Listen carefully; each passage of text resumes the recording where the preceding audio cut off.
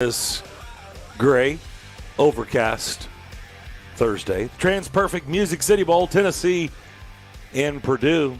Saw a lot of orange outside. Didn't see a whole lot of, what are they, black and gold? Yep. Didn't see a whole lot of that. I don't think you will. Yeah, I don't think you will either. Darren McFarland and Chase McCabe here. 2 o'clock kickoff.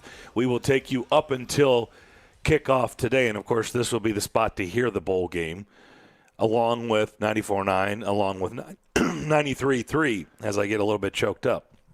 Yeah, this is what happens when I don't have a cough button. I know. Get the raw live clear in your throat. I can give you one of those. I guess I should have done that already. Well, you know me, so. I know. That's my bad. I tend to use that button a lot. You do. Willie will join us a little bit later from Columbus, Ohio. Predators and Blue Jackets tonight at 6 o'clock. I'll have pregame for you at 5 o'clock. So we'll obviously probably break away from this. I can't imagine this game will be over in 3 hours. Does any college football game end in 3 hours? No. No, doesn't There's feel no that chance. Way. No. So there are other options to finish things up, 94.9 and 93.3. So keep that in mind. We will have Vince join us, Vince Ferrara from the Sports Animal at 1 o'clock here live from the press box where we are at Nissan Stadium. Hopefully the weather, I think it's going to be fine. I think the temperatures are going to be in the 60s, and I think the rain has moved out. I think we're going to be good. Like yesterday was just crap. It was. Thank goodness the bowl game wasn't yesterday. I know, and then tomorrow and Saturday potentially are going to not be good with some bumpy weather. But I think today we're going to be fine. Maybe a little overcast. They got the lights on here at Nissan Stadium, so good there. But I think they'll be all right. Field looks good. Field does look good. Yeah. Field hasn't always looked good in December. No. Here. No. Well, and especially late December. It's funny too because you can obviously tell they had to cover the Titans logos, and they have an orange end zone and a black and gold end zone, and but they do a nice job here at Nissan Stadium. That's what you get with a grass field, and I like the grass field, so looks good. It would look better if it slid out and a retractable roof. Have one of those, like Glendale. One day, maybe, probably not, but one day. We can hope and we can dream. But I think this place, last I checked, it was very, very close to being sold out. And I believe that there's going to be a lot of orange. It's going to be basically Neyland South. Yep. Which should come to no surprise to anybody. That's why if you're Tennessee, that's why you want to be in a place where your fan base is going to, or a majority of your fan base is going to go. Now they're going to travel. But, for this, I think that you're going to get a lot of people come down from Knoxville. Obviously, a lot of Vols fans in this area that are going to come to the bowl game. I know several from our crew, our staff that are going to come. Robbie Stanley being one of them, of course, big Vols supporter. But, and I think it's important for Tennessee and Josh Heupel to cap off year one with a good performance in this bowl game. You can say like, it's a bowl game, it doesn't matter, and in a lot of ways it doesn't, but in a lot of ways it does. These guys, especially with Hendon Hooker announcing he's coming back, this offense is pretty much going to look the same next year. So you get another year with that, and I think it's important for them to go out on a high note. So they're going to be amped up for this one, and we talked to Jeff Brom a couple weeks ago.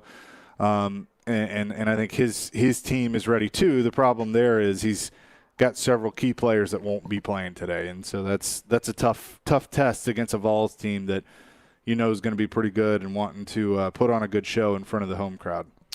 I don't think that this is just enough, and it doesn't really matter what happens for Tennessee. I'm going to disagree. I think this would be a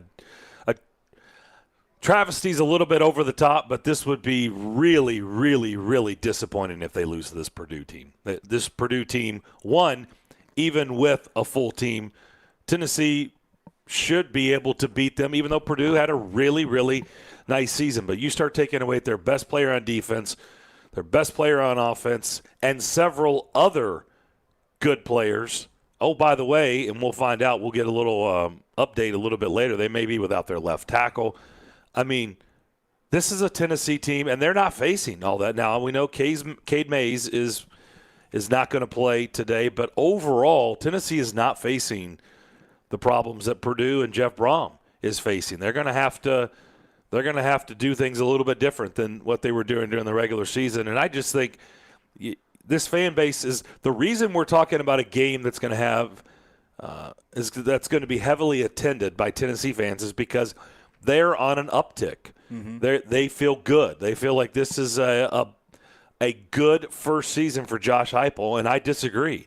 I think a loss here today would be, like I said, devastating is probably a little bit harsh, but really, really disappointing. I think it would leave a pretty bad taste in a lot of people's mouth if Tennessee doesn't take care of business today here in this bowl game. Oh, it's pretty much what I was saying. I mean, I think that's how I phrased it was you may look at a bowl game and say, oh, it doesn't matter. I definitely think it matters to them. I think it matters to Josh Heupel. It's why I asked, I think it was Vince earlier in the week, I said, is there pressure on him to win this game? And it's more motivation than anything.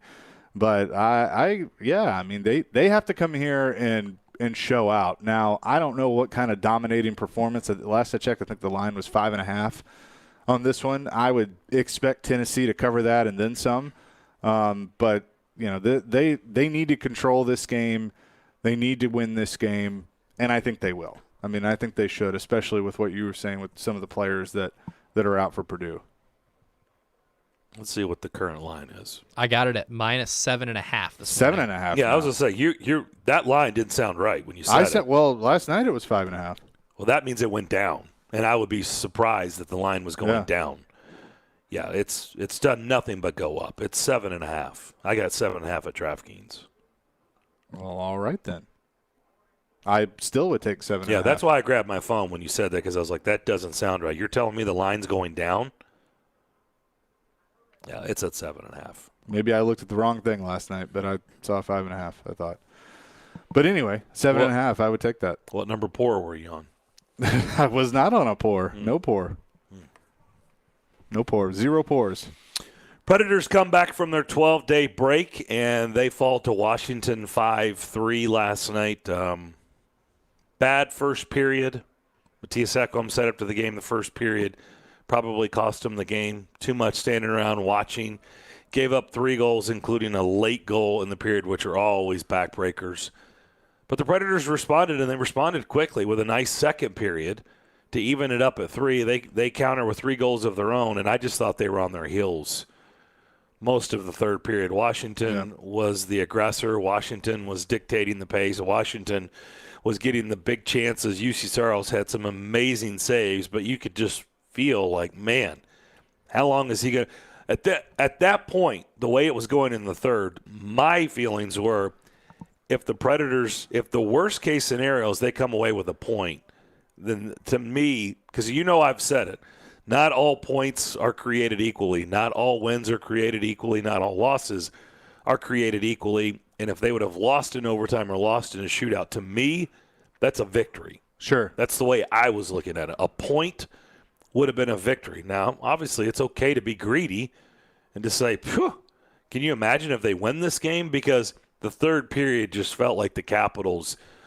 man, like I said, UC had some amazing saves in the third period, and then unfortunately, it was a shorthanded goal that would be the game winner with just over 5 minutes to go in the game. So Predators fall 5-3. They'll get another opportunity to get back in their winning ways with a game tonight in Columbus against the Blue Jackets. Yeah, everything you said is spot on. I mean, that first period was obviously the one you want back, and they rebounded in the second period. But I also knew because we know Peter Laviolette well, when the Predators scored 3 goals in the second, you knew that his speech in the second intermission was going to be loud and be one to motivate his team. He didn't wait till the intermission. He called timeout after the Forsberg goal to even it up at 3. And we've seen that a number of times over the years here of him calling timeouts and, things he had a lot of success after timeouts, and guess what? The Predators didn't score another goal after that timeout. Yeah, it worked. So, it just you got to clean things up. And I was listening, to the pregame show, and Hal said it. Hal, that first period was going to be ugly. It wasn't going to be fun to watch. You guys have been off for over 2 weeks, both teams, and that's kind of what it was. And Matthias Ekholm, I think, saying it that way of a lot of standing around in the first period. You can't have that. Now, my guess is they'll remember that going into tonight, and you're going to see them come out with a little more juice. And I'm not talking about the goaltender as they play Columbus tonight. That's exactly what they're going to need to do. And by the way, a texter just sent in that they got it at 5.5 on FanDuel yesterday at 2:30. Well, good for them. Take it. Yep. That's good job locking it in at 5.5. I knew there was no way he was going to stay at 5.5. On what did he say, FanDuel? Yep. Wow, that's great. I think that's tremendous value. Yeah. I did not see it go below 6. Yeah. So there you go. Wow. What changed? I don't know. I don't know why it would swing that much. Kate Mays was rolled out yesterday. Yeah. You're telling me the line went up 1.5, 2 points? Yeah. I don't know. Well, I think what it is just getting a lot of action now. Yeah. Probably. Right? Probably so. I think it'll be a fun game. But even 7.5, I feel comfortable taking that. It's not going to be like the Auburn game. I mean, it's not going to, last time Purdue was here, it's not going to be like that. It's not going to be that easy. I'm just saying overall, Tennessee should come away with a victory. I didn't say by how much. I didn't say they should win 42-10. No. I just said they should come away with a victory. This would be really disappointing if they don't win this game. If they win by 10, I wouldn't be surprised. I could see it being somewhere in there. Now, one thing I haven't looked at is what the total is, because we know this offense, Josh Heupel's offense, can put up points. I think it was in the 60s yesterday. Yeah, I was going to say, well, Purdue, 65. That's what I'm seeing on DraftKings, 65. I'd probably dabble on the over. I think that's about right. The over in the NHL continues to be the play since the return to play. Yeah. Speaking of that, we'll come back. We'll talk to Elliot Friedman from Sportsnet, 32 Thoughts, Hockey Night in Canada. We do that next here on Darren, Daunic, and Chase, ESPN 102.5 The Game. The Titans put an exclamation point on a heck of a victory. The Titans sit at 10-5 as the Dolphins head to town. Into the end zone. Touchdown, Dolphins. We have you covered on all the news. Talking about a team that has gone to an AFC title game, won the AFC South last year. You're on the verge of winning the AFC South again. As they look to wrap up the AFC South. You win the 2 games, you're the 2 seed no matter what. Keep it locked on Nashville's best sports talk. ESPN 102.5 The Game and the Game Nashville app.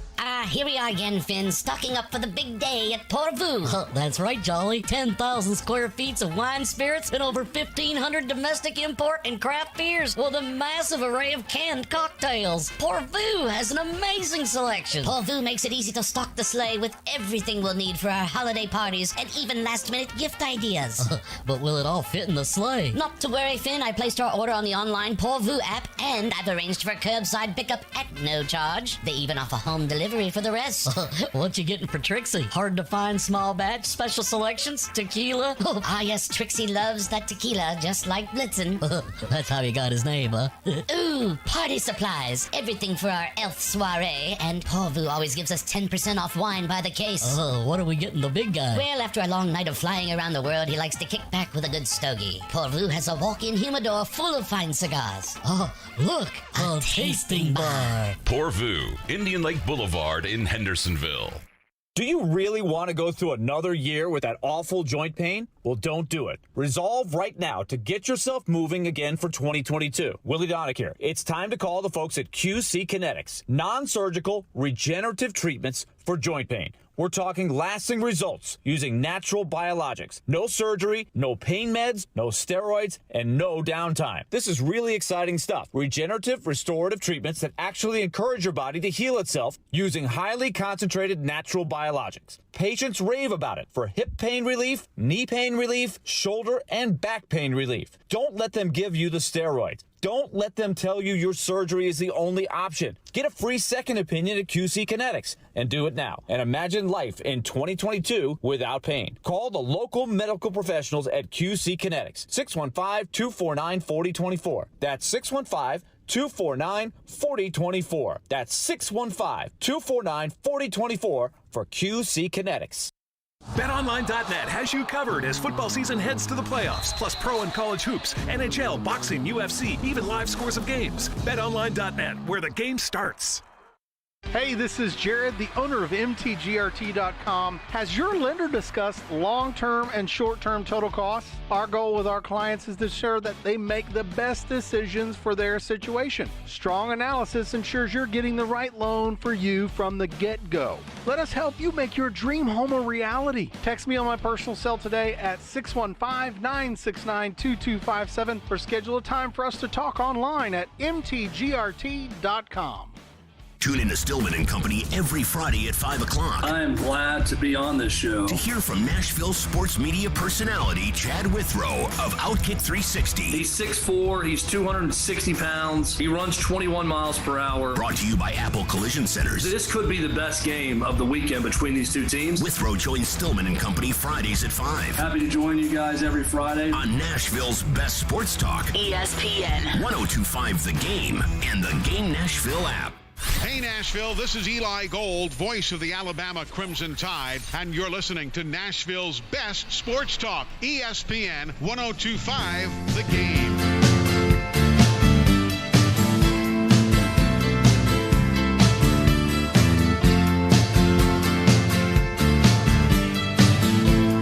Back here on Darren, Daunic, and Chase, we're live here at Nissan Stadium, home of the TransPerfect Music City Bowl. Tennessee and Purdue will kick off at 2 o'clock. You'll hear that on these airwaves, including 94.9 and 93.3, because at some point, because I have a feeling college football games never last less than 3 hours. We'll have to break away because tonight the Predators are in Columbus to take on the Blue Jackets. I'll have pregame for you at 5 o'clock. Pete Weber and Hal Gill will have your call at 6 o'clock here on ESPN 102.5 The Game. Darren McFarland and Chase McCabe alongside here at Nissan Stadium on this Thursday. We say hello to Elliot Friedman from Sportsnet, 32 Thoughts. He now joins us, Hockey Night in Canada. Elliot, how you doing? Hope you had a good holiday and a Happy New Year. Happy New Year to you guys, too. I have to tell you, now I've heard everything, that in the heart of Southeastern Conference country, a Nashville radio station ran a promo from an Alabama announcer. I never thought I would hear that day. Well, we are a melting pot here in Nashville. I guess so. We, as the population continues to grow, people keep moving here from there's a lot of influx of SEC fans everywhere in this city. It's crazy. What did you make of the NHL, the league, and the Players Association coming together and reducing basically the time from 10 to 5 days after a positive test? Once the NFL did it and the NBA did it, there was no way the NHL was going to be able to avoid it. I think the players and the teams were looking at this and saying, come on. There's some teams that are still going to have some issues. The Canadian teams, the San Jose Sharks, Northern California has some pretty tough restrictions.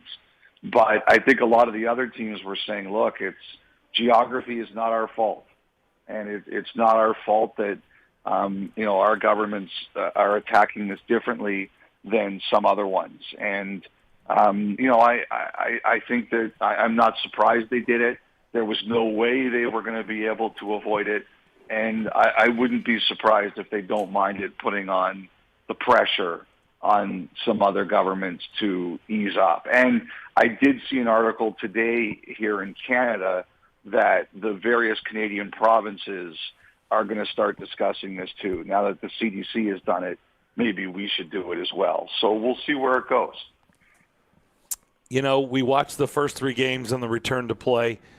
9 goals, 15 goals. We were talking about it yesterday on the show, and I was like, take the over. And these hockey games, a little bit of rust coming back from the long breaks. Washington had been out a couple of weeks. The Predators had not played in 12 days. Of course, 8 goals scored in their game. Yeah. Were you surprised? Hockey is better when there's no defense. Hockey is better when nobody plays defense, yes.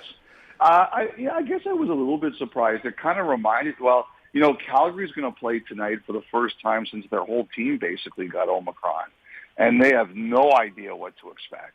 I think it kind of reminds me a little bit of like a first game in training camp or something like that. Everybody's been off, and you don't go back to your old roots right away. The other thing, I watched a bit of your game last night.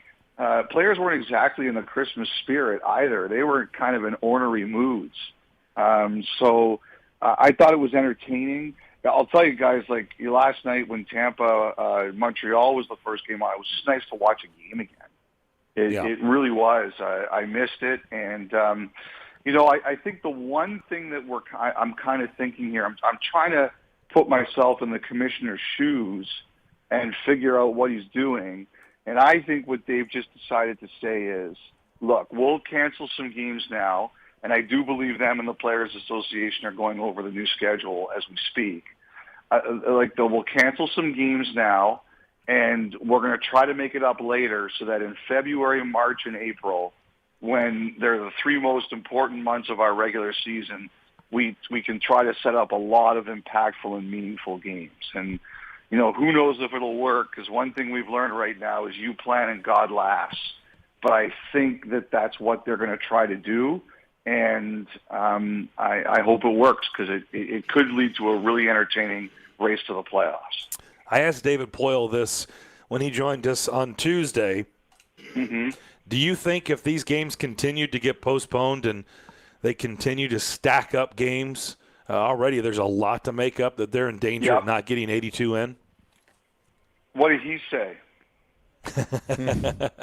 Well, he said that what I've been saying. The general manager answer. Yeah, well, he said that, because I've been bringing up, like, look, the players, they want to get paid too. And that we know from last season, they owe a lot of money to the league. So that's not an ideal situation for them not to play a full season this year.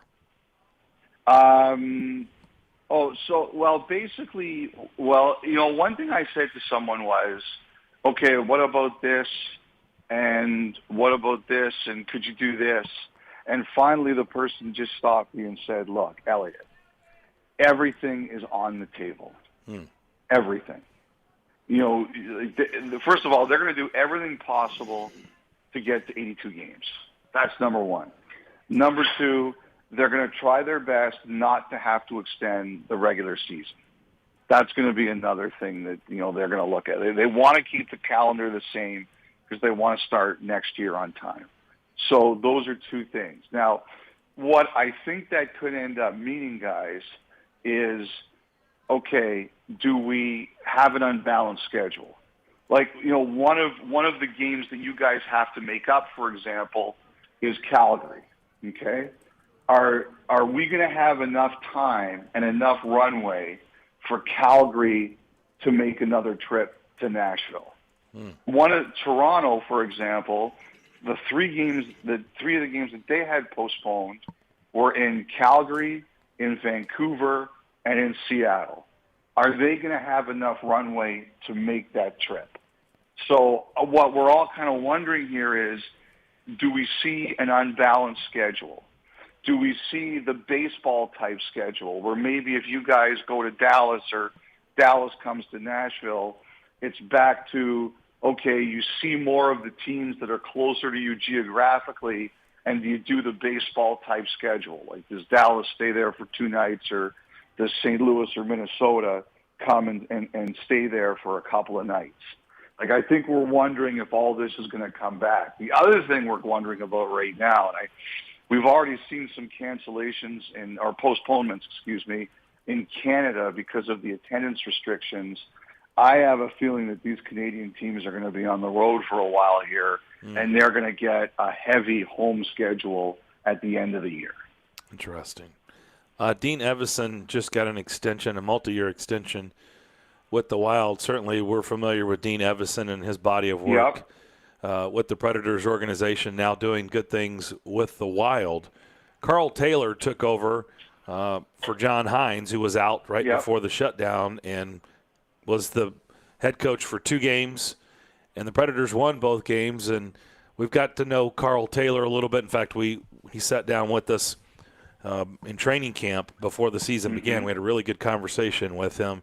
Do you hear in your circles at all, Elliot, that he's made no bones about it. In fact, he was asked in one of his press conferences after one of the wins about, him wanting to do this full time in the NHL. And, he doesn't skirt or hide from it. He says, yes, I want to be an NHL head coach. Do you ever hear anybody mention Carl Taylor's name in your circles?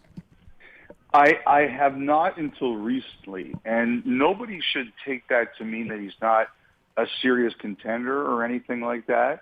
It's just that, some names come across your desk more than others. And, but when he got called up, I had a couple of people just say to me, this is not probably a fair assessment of what's going to happen with him, but just watch him and watch the way he carries himself. And if you can, try to get an idea of how he runs the bench. And, I think that I think his name is a name that's growing a little bit. I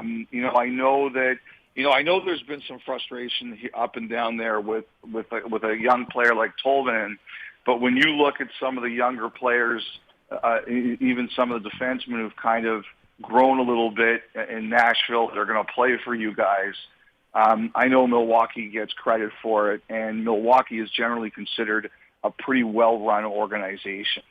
So I think that it's a name that we're going to start to hear a lot more of, but I confess I hadn't heard a ton of it before he got the opportunity here, and I got a couple texts from people saying, just watch him because, he's got a chance. So it's somebody I'll be paying more attention to now in the future, no question about it. I know we've talked about this with you in the past, but it's coming to roost again. It's unbelievable. And I know there's probably not an explanation, but here goes. Vancouver played last night and they won again. I think they've won 9 of their last 10 since Boudreau has taken over. And we've seen this in the sport so much. What is it about in the National Hockey League where you make like other sports make changes in the middle of the season and it just doesn't have the impact that it has in hockey? Why do you think that is, Elliot, that they make a coaching change and all of a sudden the team goes on a run? And here goes Vancouver. Well, it's a great question. Like sometimes we call it the dead cat bounce, right? Like we talk about how, a team will change the coach and you'll get a couple of wins and then you'll kind of go back to who they were.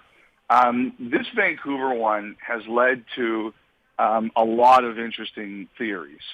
And, first of all, one thing about Vancouver is it can be I was on a podcast last night, Mike Rupp's podcast, and we were just talking about some of the, losing stinks for one thing, but some of the toughest places to play when you're losing. And I think Vancouver is one of those places. And it's to me, it's the toughest market to play in the NHL is Montreal, but the toughest English one to play in can be Vancouver. And I think what happened was it was going so badly, the negativity just piled up, and then Boudreau gets in there, and he's a bit of a different personality. He tries to be really positive. He's a kind of a bubbly, fun guy. And then they win a couple games, and all of a sudden everybody starts feeling better about themselves. Now, so I think there's some of that, but I think, unfortunately, it's pretty obvious here that they just weren't playing for the previous regime anymore. Whether it just was because it wasn't fun or the communication broke down or whatever happened, the Canucks just didn't have the same drive anymore for the previous coach and GM that they have for the new regime. And, there's always a lot of different reasons, guys, why that happens. But I think that it's pretty obvious here that the players felt a change needed to happen too. And they got it, and they kind of resuscitated themselves after it occurred.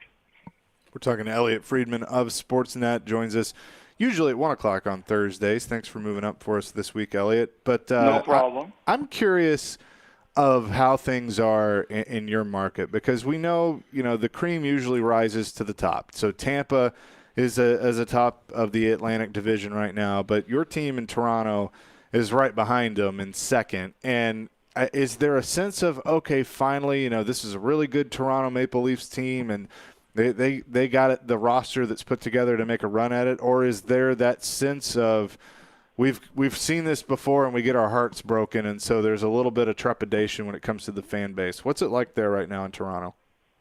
We've been bitten before. There's no question about that. I think,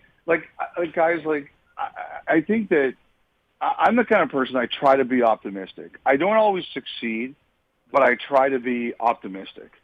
And I'm the kind of person who's like, enjoy it while it is good, and we'll deal with the downs when we get to the downs. And, but some people, because there's been, 50 plus years of losing, they're a bit more fatalistic than me. And so I have some friends who are like that. They're really, I try to detach myself from it. It's funny, some people think I'm a total Maple Leaf homer. Other people think that I'm way too hard on them. It's totally funny. I mean, you guys know how it is.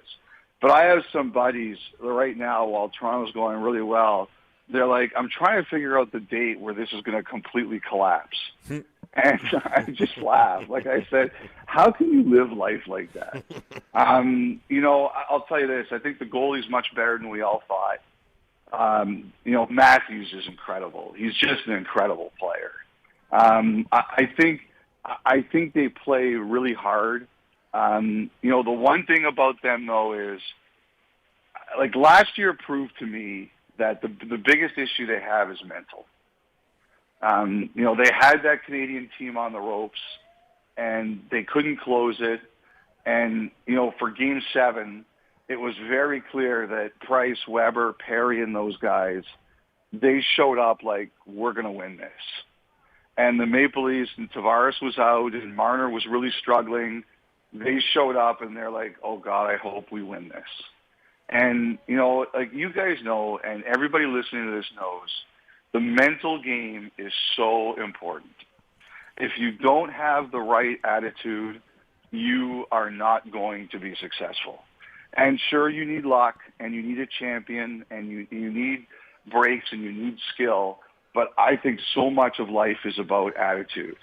And, when I saw that, what I saw last year was a team that when things started going wrong, I don't know if it's just them or it's the history or what it is, they got beat between the ears as much as anything else. And I think Matthews, that's why I think a guy like Matthews is so important, because I think Matthews is, not only is he a great player, but I think he legitimately does not give a flip about what people think.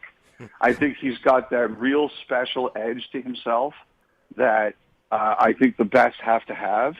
And I just think more of the group needs to be like that. And that's one thing they've really worked on with Marner.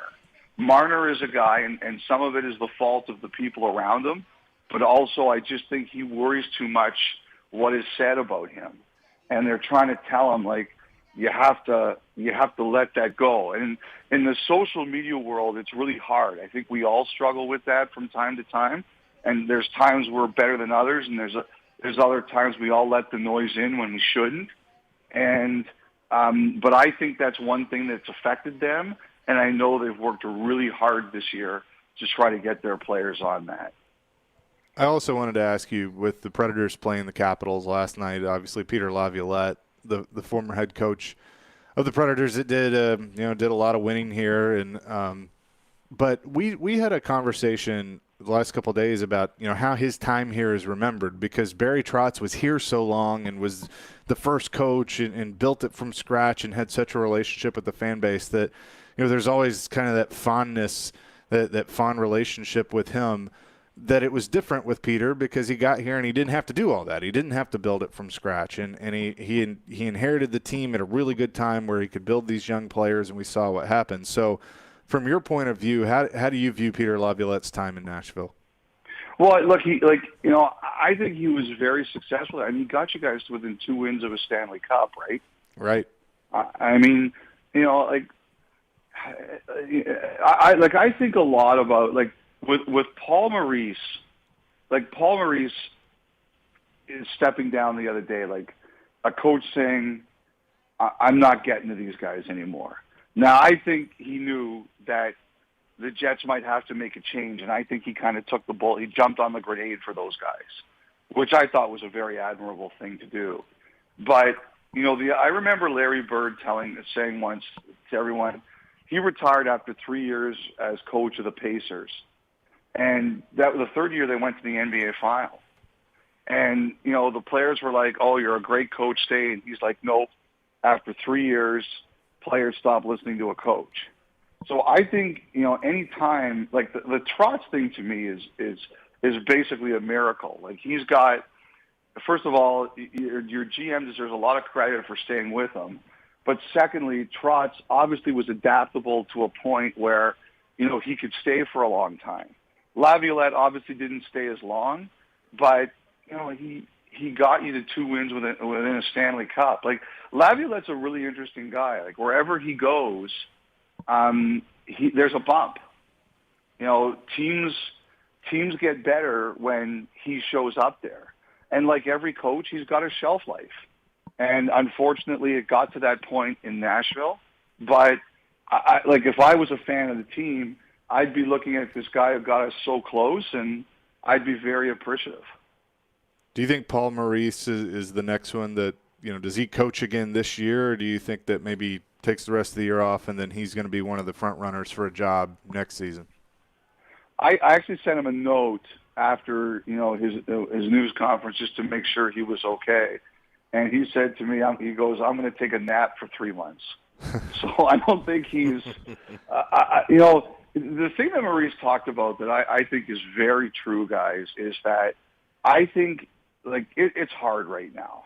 I know it's different in Tennessee than it is here, and Maurice is coaching in Canada, but up here, we're pretty strict, and when you're winning, you can kind of block out a lot of this stuff because you're winning.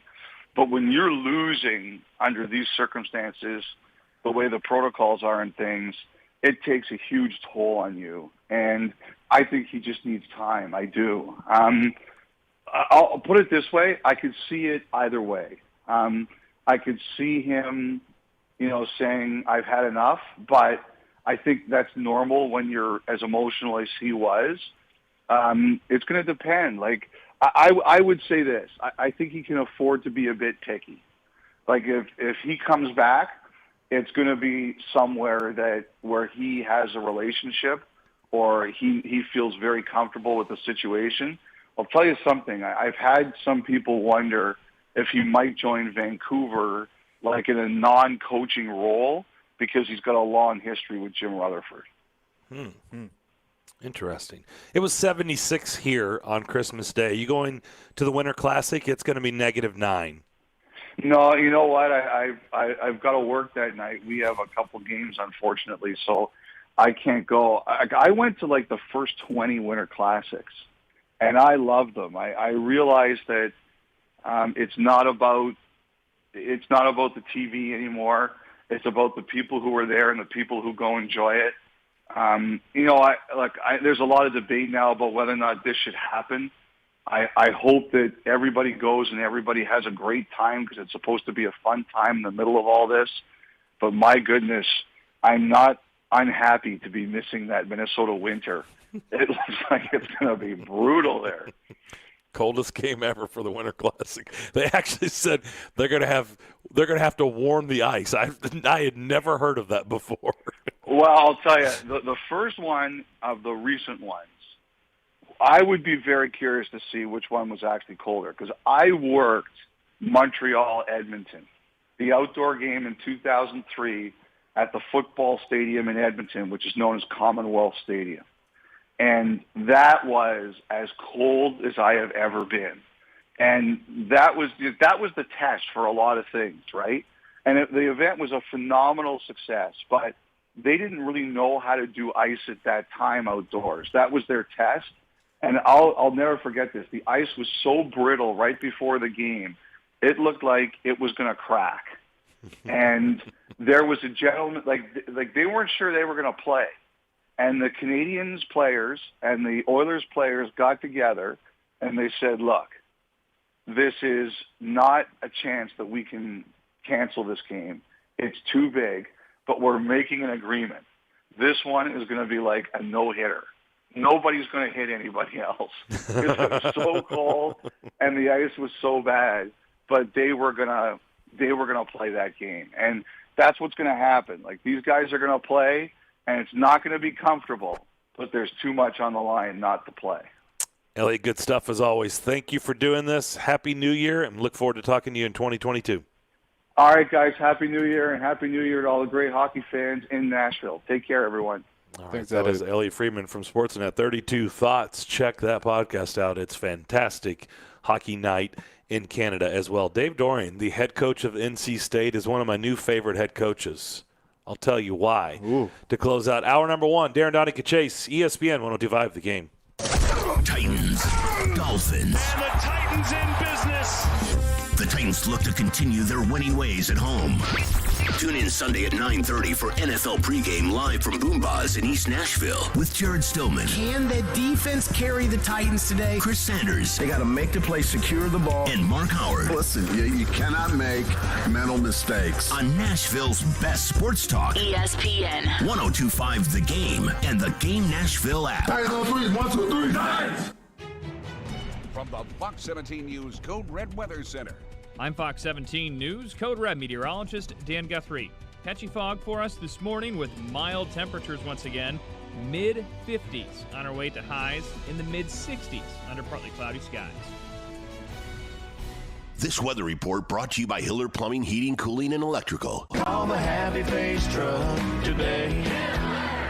Boomba's Craft Pizza and Tap House invites you to join them for all this year's college football bowl game and playoff action. Bama, Cincy, Georgia, or Michigan, who will win it all? Boomba's has countless big screen TVs and a huge video wall to watch it all go down. Enjoy their 2-time award-winning best pizza in America, featured on the Food Network, and 100% crafted for you. Wash it all down with their award-winning happy hour with $2 Boom Brews and select domestic pints. Locations in Bellevue, Murfreesboro, Spring Hill, and East Nashville. Pizza, beer, sports. See you there, Nashville. Need a new roof? Get a roof built with integrity from E2 Roofing. E2 is a veteran-owned and operated local roofer with 95 5-star Google reviews and Better Business Bureau A+ rating. E2 Roofing is a veteran-owned and operated local roofer with 90 5-star Google reviews and Better Business Bureau A+ rating. E2 assists customers with roof repair and replacements through insurance claim assistance. Find out if insurance will pay for your new roof with a free inspection at e2roofingnashville.com. Do great prices and selection on trucks and SUVs still exist? They do in Truckville. Sarah Chevrolet Buick GMC of Nashville has the largest selection in Tennessee. And we keep getting fresh stock on our lots every day. We're committed to offering you our best price and a 5-star experience, which is why we're still known as the destination for trucks and SUVs. Come visit Truckville, Tennessee today in person or online at sarahnashville.com. Hey, it's Jared for TriStar Moving. If you're looking to move, you need to give my friends at TriStar Moving a call. At TriStar Moving, you'll get 5-star service throughout the entire process. Everything will be taken care of, from covering your floors, banisters, railings, front door thresholds, furniture, TVs, and more. They took great care of my move and made it as stress-free as possible. If you're looking to move, give TriStar Moving a call, 615-640-1219, or visit them at nashvillemoving.org/radio and get 5% off your entire move. TriStar Moving, my official movers. When Nashville is in need for tire sales or service for their business, the Tire Man has been there for over 20 years to help. The Tire Man repairs new and used tires for construction equipment, dump trucks, 18-wheelers, box trucks, fleets, plus they sell new tires for vehicles of all sizes. When your company needs tires, call the Tire Man, 615-663-6040, where they come to you, fully licensed and insured, and they can't wait to work with you. That's the Tire Man at 615-663-6040. Hey everybody, Robbie Stanley here to tell you about my friends at Jasper's as the neighborhood bar and restaurant to catch the next Preds game. Jasper's is located on West End Avenue and offers a fun atmosphere with a game room, TVs, and a large bar and lounge area. Plus they offer free parking. That's right, free parking on West End, and offer specials for every Preds game day, including $10 smash burgers and $3 bottled domestics. So come on down to Jasper's next game day for happy hour every weekday from 4 to 6 p.m. and 2-for-1 beers all day on Sundays. Just tell them that Robbie Stanley sent you. Robbie Stanley. Coming in off the water, coming in there to tailgate. That was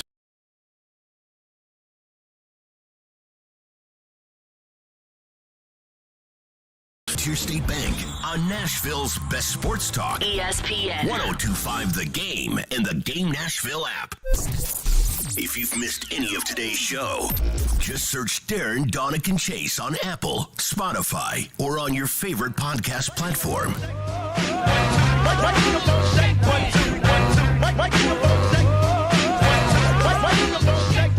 Back here on Darren, Daunic, and Chase. We're live here at Nissan Stadium. Our show is presented by Creation CBD. Products curated for life. Don't forget, tomorrow, we're going to give away free beer. Do I have your attention? Free beer and burgers, courtesy of Joyland in East Nashville, which is not far from where we are. Listen for your cue tomorrow to text the keyword to our text line, which is 615-737-1025. That is our text line presented by WilsonCountyHyundai.com, and you'll be qualified to win a Joy Bear and Joyland's new Smash Burger Deluxe. It's Free Beer Friday, served by Joyland in East Nashville. Sounds really good to me. Yes. My answer is yes. Yes. I like that. Dave Doring, the head coach at NC State, is one of my new favorite head coaches. His quote, did not hold back. He said, the NCAA stands for no clue at all. Do you remember my conversation? Do you remember what I said with Paul Feinbaum yesterday? When he was like, clue. Right, because he was like, I don't want to keep sounding like old man. He's like, and frustrated. He's like, and I was like, Paul, you can, because we're talking about the NCAA. Like, this is years and years or decades of frustration. Like, we're allowed to be old man, get off my lawn, or angry, fill in the blank, whatever. Angry Birds, which I love that commercial, by the way. Yeah. About the NCAA, because they are dopes. They always have been. They have no common sense. They can't figure anything out on their own. And when's the last time you heard a head coach just absolutely take the NCAA and body slam them, to use a wrestling reference that you probably can relate to? Oh, yeah. The NCAA stands for no clue at all. They were not happy. They were out in San Diego.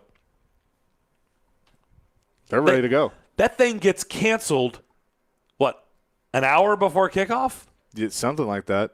I mean, I don't know the exact time frame. Which I just come on, you got to have you got to do better than that. You have to basically have I'm sitting here. I mean, we're at Nissan Stadium, and knock on wood, everything's going to be good. But there is that thought in the back of my head of, are they going to play these bowl games, or are they going to can them an hour before, like they did there? And you got to do better than that. Like, if you're going to can it, okay, at least 24 hours. There's got to be some sort of rule here. I guess the article said about 4 hours before kickoff. Yeah, but that's still that's ridiculous. Yeah, I mean, look, the day of. I mean, because that's what Dave Doring was saying. It's like, and I get it. Like, have you been to San Diego?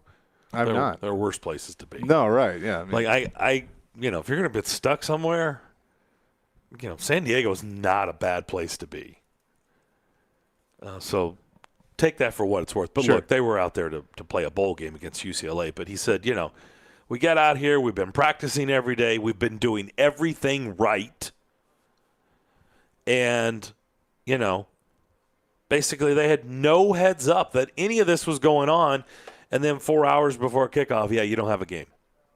That's just it's canceled. Yeah, and it's ridiculous. But he's right, and he said they have no clue, or stands for no clue at all, in my opinion. So I don't really care what they say about it. But our guys, like I said, we took a roster of guys down here with zero COVID issues, practiced every day, and did everything right, and didn't get a chance to play the game.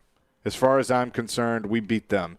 They couldn't even get to the field, So you can say whatever you want, but if I look at the college football playoff definition of what's going to happen if that happens in one of their games, that team is forfeiting. So I feel like we're following the same guidelines that those bowl games are going to follow.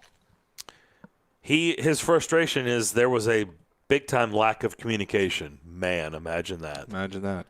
NCAA. He makes a really good point, though. Like so the game they're canceling those games. But with the college football playoff game, it'll be forfeit. I agree with them. If there is a team that can't play because of the COVID issues, that should be a forfeit. He said they found out from a tweet from someone, from a reporter. That's ridiculous. Not UCLA, not the NCAA. That's how they found out. A tweet through a reporter. That's ridiculous. That should never happen. Now do you kind of see why Dave Doran was a little bit upset? He should be. He has every right to be. But again, nothing's going to change with this until they decide that it needs to change. And since they're in control, they being the NCAA, it's not going to change. College football, college sports is crazy to me because you see they're like one of the only entities that you have this sanctioning body called the NCAA that basically does nothing. And then you have all these conferences that really have the control. Paul brought that up, that all the conference commissioners have the control. Greg Sankey is more powerful than the NCAA, than Mark Emmert. Like, he's more powerful than Mark Emmert. What does that tell you? And so, I until they decide that, hey, you know what, it's going to be better for us if we have a little more uniformity here.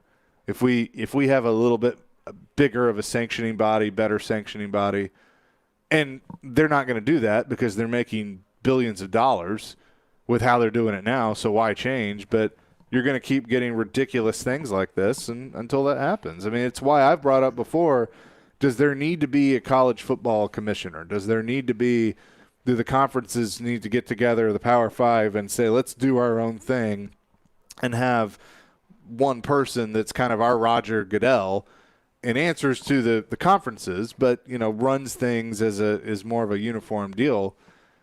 But this is what you're going to get. The NCAA. I love whenever you would do the like they wake up from a nap, like answer the door. Who is it? Hey, NCAA, we got an issue. Yeah, right. You're going to need to get to USC. They've got condos and cars. Huh? You're going to need to get out to Southern California. Check it out. Yeah, that's the NCAA. Right. They were asleep. And people like Charles Robinson, you can hear on these airwaves on Robbie and Rexroad Tuesday mornings at 9 o'clock with Yahoo Sports, would basically do the job for the NCAA or Yahoo Sports. Yeah. There was a time when all the big stories that were being broken of people cheating were through Yahoo Sports. And sure. NCAA was being told what was going on. I was like, huh? Right. Like, you might want to get to LSU down there. You see what – I don't know if you've heard this. There's a recording down there about big blank offer. You should just go check it out down in Baton Rouge. Go check it out. What? Oh, okay. You know what the thing is, though? The truth of it all is they probably – it's like steroids in baseball. They knew. But they also saw what it did for the game. They also saw that people were watching the home run race between Sosa and McGuire. And it was like, oh, this is good. Our ratings are up. People are going to games. They couldn't take any more black eyes. They couldn't take any more hits. They were already way, way down with the public, and they couldn't come out with a steroid scandal. Right. So and the steroid era saved baseball. Right. That's but the if thing. they would have cut it, if they would have beat it to the punch, they were afraid of the fallout That's of what I'm that. saying. They were already they were going the wrong way, and they were scared to death to come out with another black eye for the game. Right. But people also see through it and know that, you let it go on longer because it helped you. And so I think in some of this with the NCAA, they probably have an idea that there's cheating and things going on, but it's like, good players coming. It's good for the game to see, LSU and these blue blood programs do well. Like, whatever. And then they get caught. And it's like, oh, no, we can't have that. Can't have that happen. But you told us it was shh. No, we didn't. Just be very quiet. Didn't say anything. Sorry. Who is this? Be very, very quiet. Like I think the NCAA invented the phrase "new phone, who dis." I did that recently with somebody, by the way, and it was fun. Nice. I was like, who is this? And they're like, serious? I was like, I don't recognize this number. and I just kept going on. But they and they got were mad, like, did they? Yes. They were like, really? I mean, it was known you it for was years. So much fun. I'm your wife. I live with you. How do you not know? No, she would be like, shut up. Just right, do what I'm asking stop. you to do. Just stop it. Stop. All right, we'll come back. Tim Hasselbeck. He was doing a bowl game yesterday. That game actually happened. It wasn't very exciting, but he was doing the bowl game up in New York City. We'll talk to Tim Hasselbeck to begin the second hour. Darren, Daunic, and Chase, ESPN 102.5 The Game. The MTSU Blue Raiders live here. Touchdown, Middle Tennessee! 3-ball, yes, sir! And when you're in the borough, tune us in on 97.5. In the end zone, caught, touchdown! We are Nashville's best sports talk. ESPN 102.5 The Game. ElectronicExpress.com. We make it happen.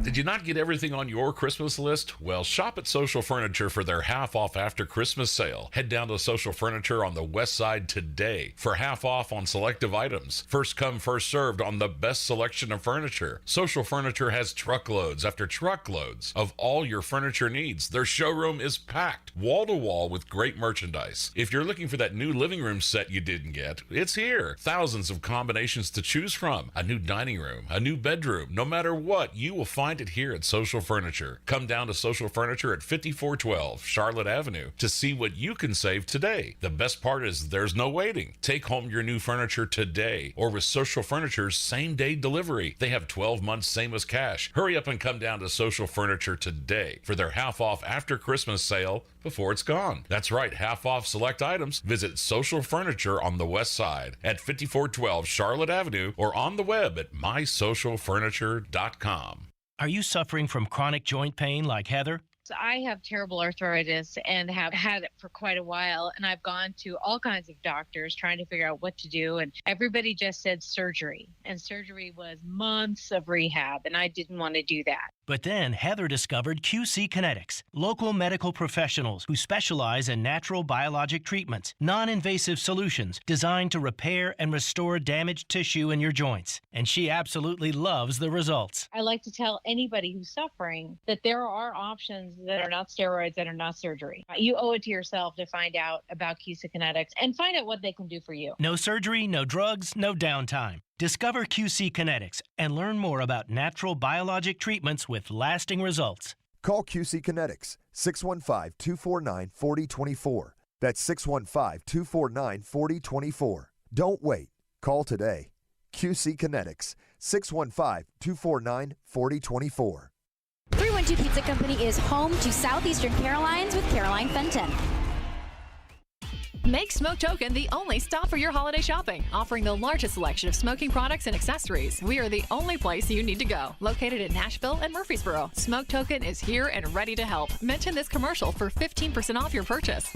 Hi guys, are you struggling with erectile dysfunction and sick of the pills? Well, we have a major medical advancement that has helped thousands of men. The WAVE technology at Hillside Medical was tested by Cambridge University and the Cleveland Clinic, and the results are in. It's proven to increase blood flow by repairing blood vessels. No pills and no side effects. If you're ready to put a stop to your ED by treating the root cause, call us now. And not only will the assessment and blood flow ultrasound be free, but we'll also include something unique that produces immediate results in the bedroom. You're going to love that. This is a $600 value, free to those that call in the next 2 minutes. 615-576-5000.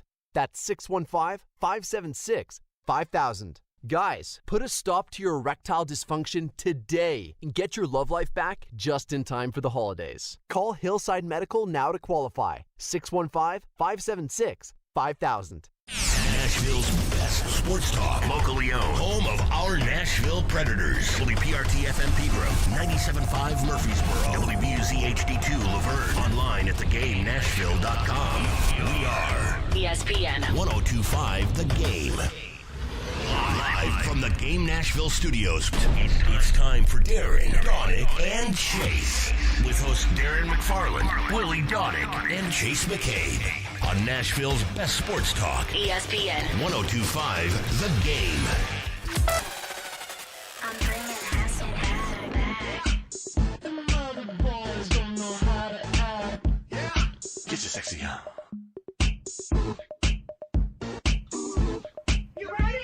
We are. Back here on Darren, Daunic, and Chase. Yes, second hour on this Thursday. Darren McFarland, Chase McCabe here at Nissan Stadium. This is the home of the TransPerfect Music City Bowl.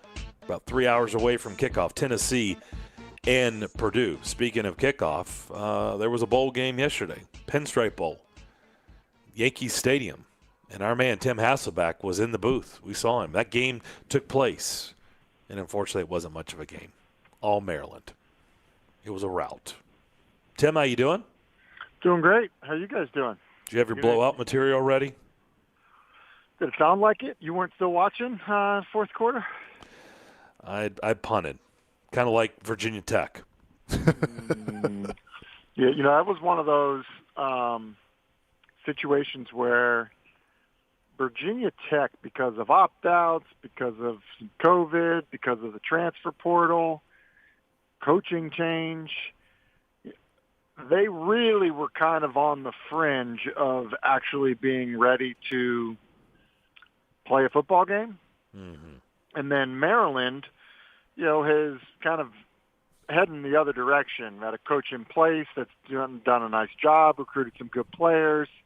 They hadn't been to a bowl game. I think they had one player on their team that had been to a bowl game in the past. So they were, excited to be there. And, that combination just, didn't end up being a very good one for Virginia Tech. But, the excitement that you saw out of Maryland for winning a bowl game after, I think it was 2016, the last time they were in one, was real.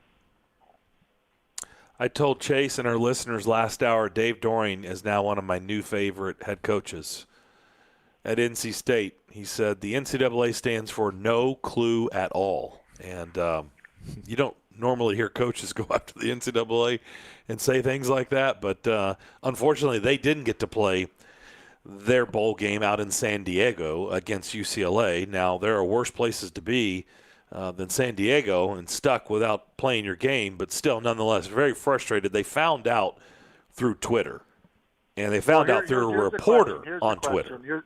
Here's the question. Who pays for that week out in San Diego? NC State? Right. Is that the wrong answer? I think that's the right answer. Okay. And here's the issue with that. The game wasn't played. I'm not sure that they get any of the and so TV money. So think about the expense of a whole team out there. Just between the lodging, the meals, the entertainment, all of those different things. I have no idea what that costs, but I'm guessing it could be $500,000, $1 million, Mm-hmm. right? I mean, potentially more. We're talking about a massive operation, and so now you just swallow that because I think there are a number of factors. Like the other question is this: are there stipulations in the contracts of the coaches for a 10-win season? Are there? And so is that a forfeit? Is it not? I think there are huge implications to not playing these games. The TV money obviously being one of them, contracts being another, opportunities for the players another. And kind of to your point about when you find out, how you find out, all of that stuff, I think, it matters. Big Ben is kind of hinting that this may be his last home game, the Monday night game against the Browns. Do you believe that? Do you believe this is it for Roethlisberger? Oh, I think he gave us the best hint with how he's played. Wow. I would expect that from me, but from you. Bravo. That was Bravo. Timmy off the top rope. Wow. Like, was that kind of mean? I think it was kind of mean, but at the same time, it's true. I remember, I'm not going to use the name of the quarterback, but I remember reaching out to a head coach one time that I had a good relationship with who was playing a quarterback that had been in the league for, that's probably a decade at that point. And I'm like, hey, what do you think of, how's this going for this guy? And he said to me, he's like, he retired already. He just doesn't know it yet. So, look, I was, and you guys may remember, look, they won 11 straight games last year. I think the Titans' COVID outbreak last year adversely affected the Pittsburgh Steelers and moved their bye week. I think it contributed to their fizzle at the end of the season. And, I definitely was in the camp that I was going to be late to the party in terms of Pittsburgh being done. I think they've got an awesome general manager. I think their head coach does a really good job. I think Ben, while he's not the same player that he once was, is still, generally speaking, I was anticipating him being better than, a lot of the quarterbacks that are still in the league. And so I thought they'd be okay in the way they started off the season. I think there was elements that you could see that, and it just hasn't worked out. The offensive line play hasn't been great. The defense has not played as well as I thought they'd play. And Ben hasn't been able to kind of elevate the ships. And so, I don't think if you're Pittsburgh, it would make any sense to keep him going forward. What's Arizona's excuse? Because they didn't have an 11-0 start. They had a 7-0 start and looked pretty darn good. And when I've watched them the last several weeks, especially against Indianapolis, a game where the Colts had been devastated by COVID, they didn't have their entire offensive line by the end of the game. They didn't have Darius Leonard, and they still couldn't beat the Colts. They just look like a team that's going the wrong way. Yeah, I would agree with that. Again, like things I've said, since prior to the season, I liked them a lot. I thought Kyler Murray would be a guy that would be in the MVP conversation. I think he's that much of a star.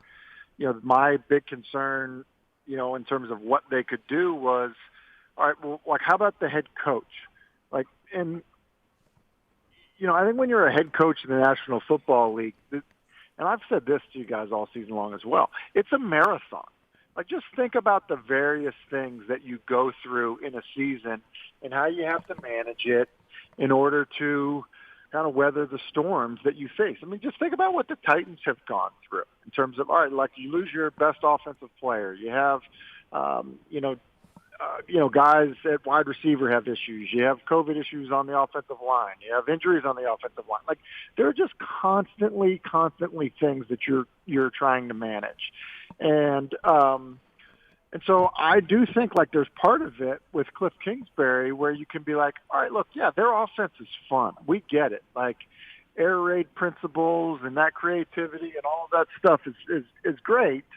But talk to me about, what do you do when you lose one of your leaders on defense? What do you do when you kind of suffer the disappointment of losing Hopkins? What do you do when you've got a quarterback in and out of the lineup? Like, I just think those are things that you prove your worth as a head coach, and I don't know that Kingsbury's done that.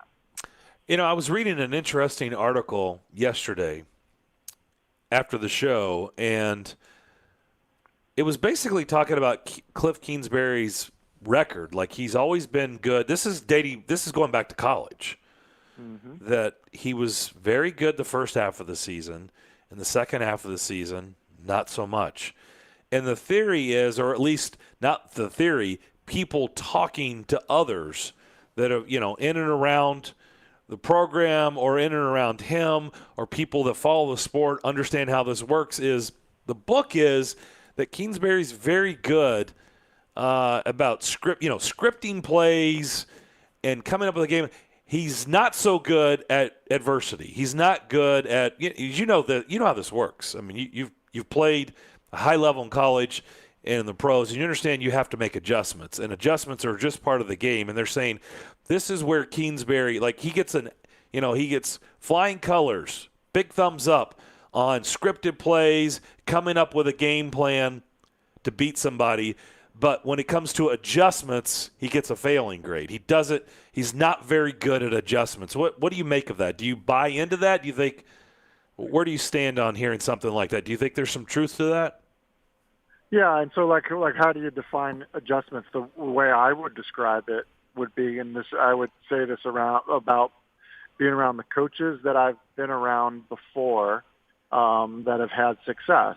And so whether that's Andy Reid, whether it's Tom Coughlin, guys like that, if it's like, all right, well, like, find the common denominator with things they've done. I'll give you another one. John Fox would be another coach.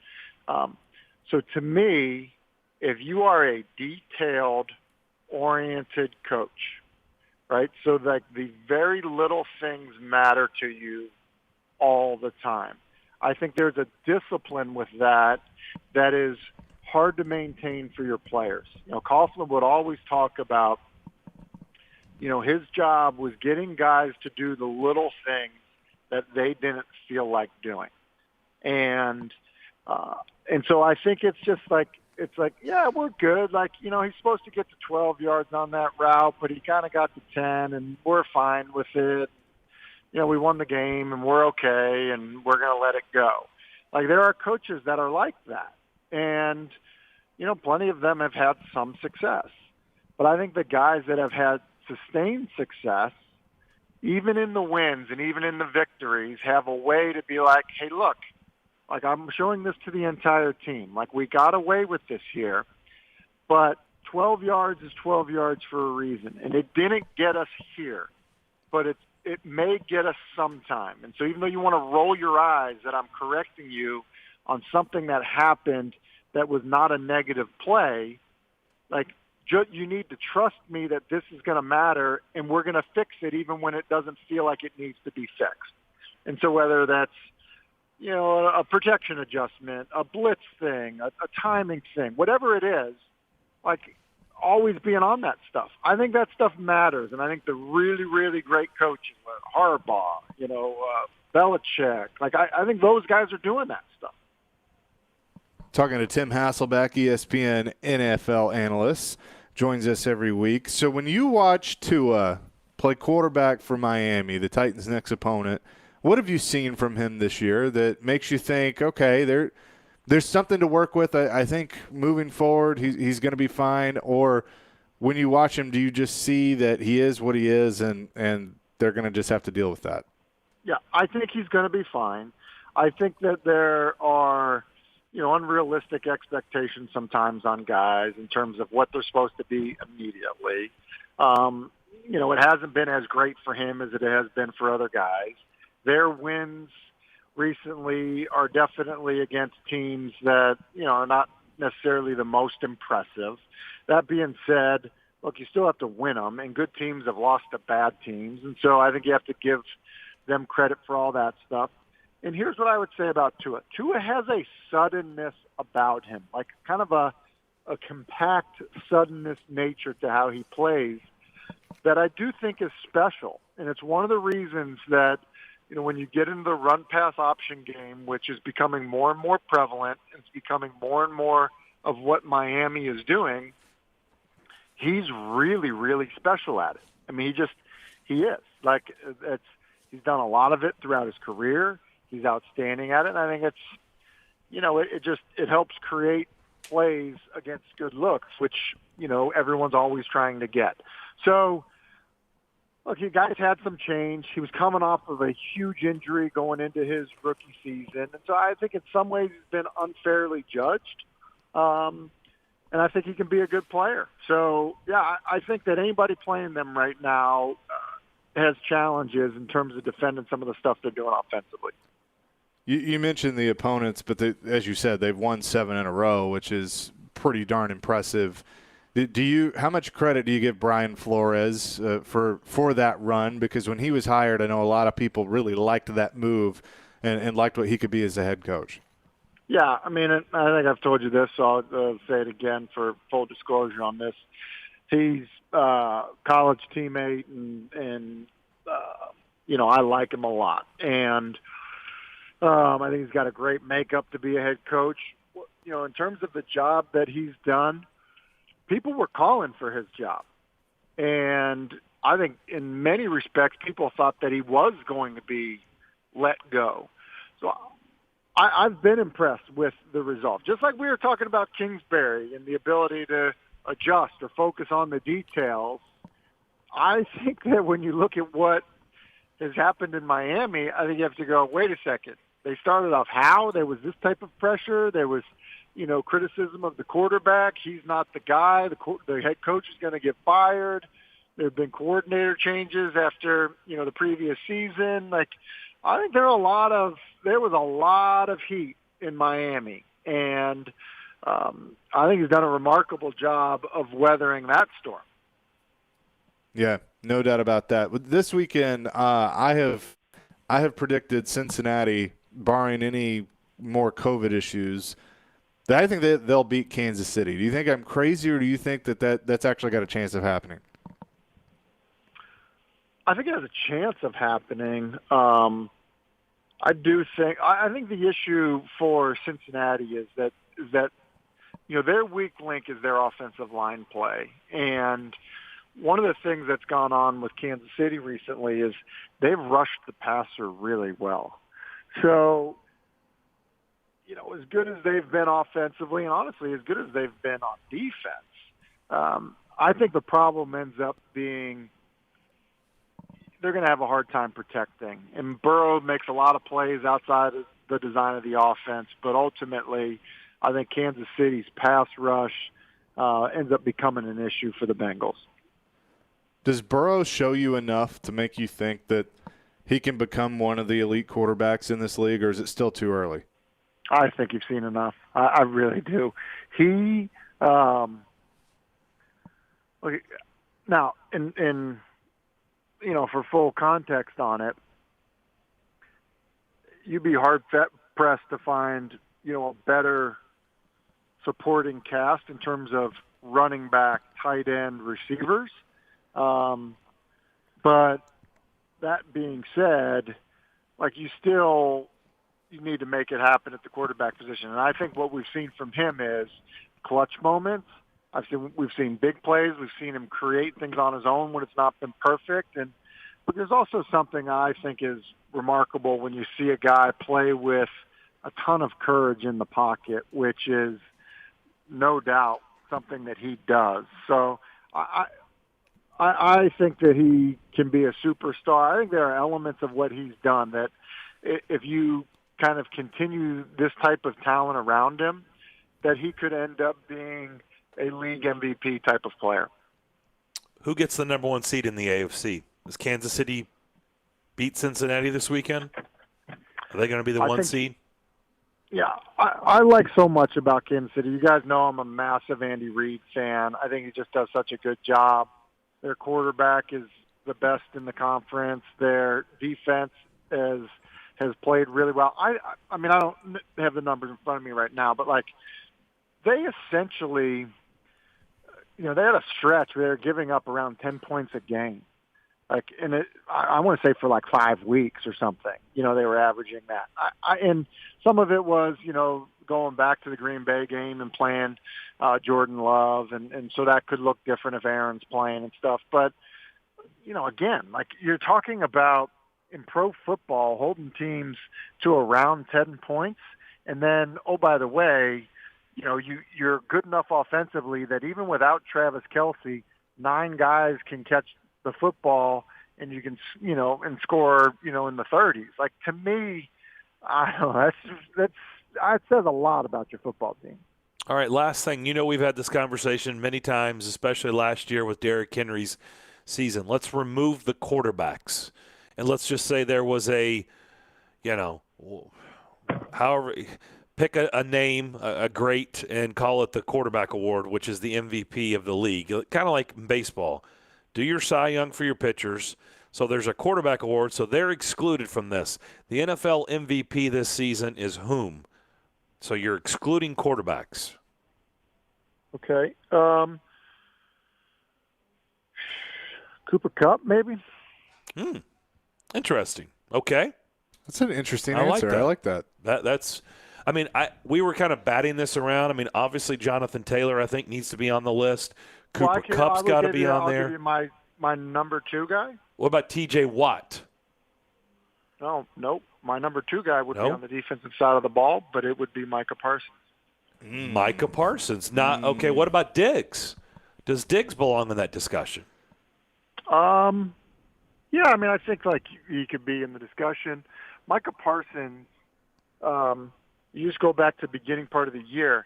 Look, they're playing him at defensive end with his hand on the ground. Like, drafted him as a stand-up middle linebacker. And then the stuff that he has done, like covering people in space, running to the football, playing with his hand on the ground, like, I mean this, and I know that a lot of people have picked up on it or are paying attention to it, but like there was a game against Washington, I think the first game, where he runs through Brandon Sheriff, the right guard, who is, I mean, a 320-pound man and a very good player. Like that, and you're like, whoa! And then all of a sudden you get him matched up on a back, and backs can't hold up in protection. Like, I don't think it can be overstated how special of a player he is. And if you think about how bad that defense was a year ago, the impact he's made is incredible. And then when you look at Cooper Kupp, look, they lost Robert Woods. The quarterback play, surprisingly to me, has been very uneven. So to think that he's done what he's done in that situation, I think is really impressive. And you just look at where they sit in the NFC West. See, this is why I wish they would do this, because I think you could get this type of response every year. I think we could sit here and do a whole segment and have a great conversation about NFL MVP, about all these guys in the league that aren't quarterbacks. And I think you could make a strong case for a lot of guys. And that to me is what makes it fun. And I wish they would do that, because there's a lot of worthy guys that'll never win the MVP because it basically goes to, I know, a quarterback, which, you enjoy, but we could have this discussion about Watt and Kupp and Diggs and Parsons, and, we could put together a really good list of guys. Who's the guy in Chicago who's got a ton of sacks?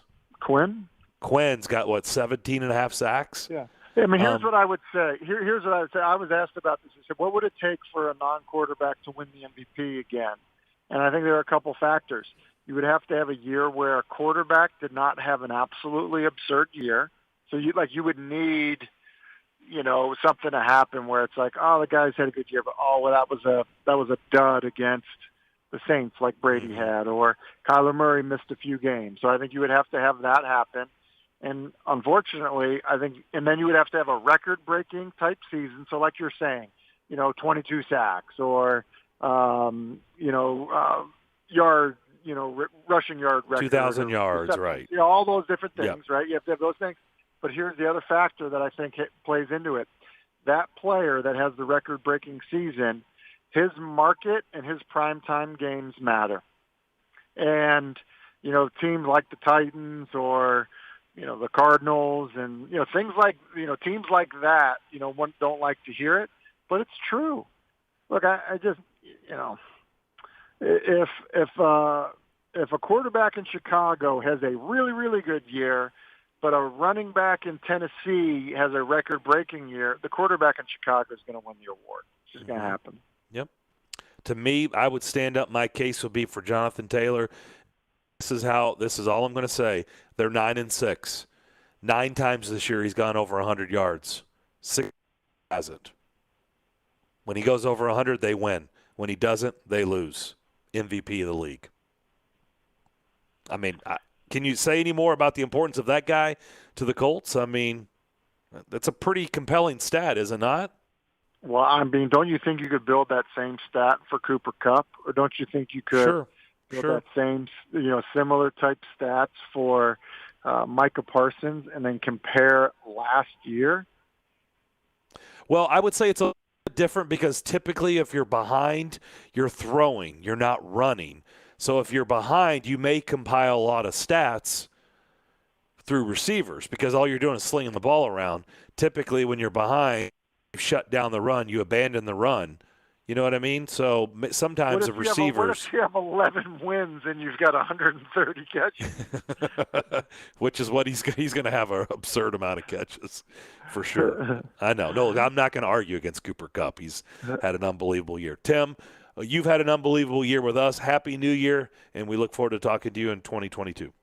Sounds good. Happy New Year, guys. See ya.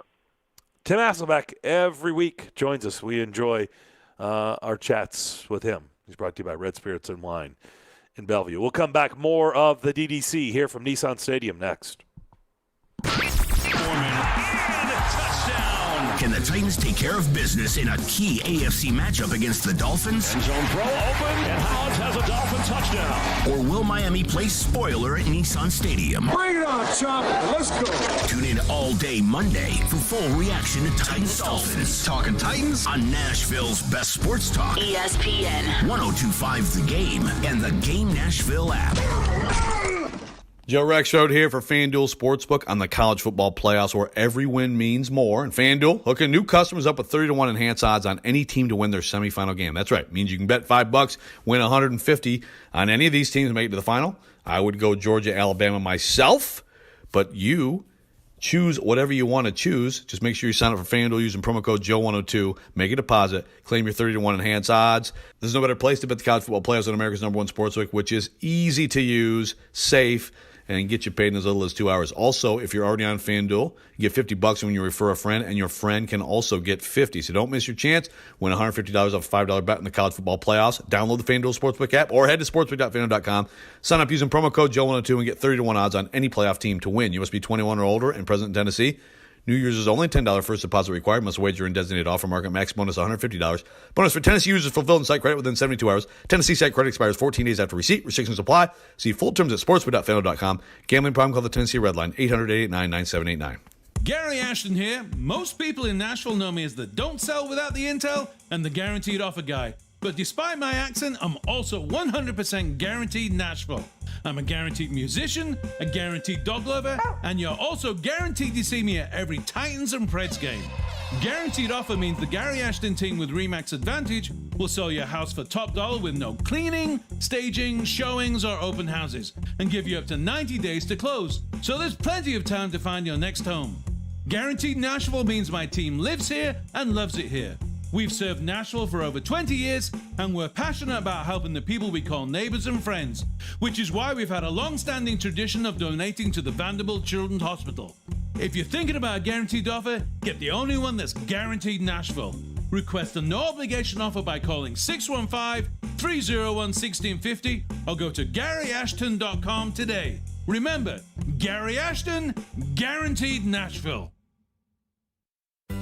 Blood Assurance is the only nonprofit blood centers in Middle Tennessee where 100% of your blood donations go to help save lives for people right here in our community. Blood Assurance is proud to announce the opening of its newest location at the Oakwood Commons Shopping Center at 4686 Lebanon Pike in Hermitage. Find it in your heart to donate today. Go to bloodassurance.org/schedule for information.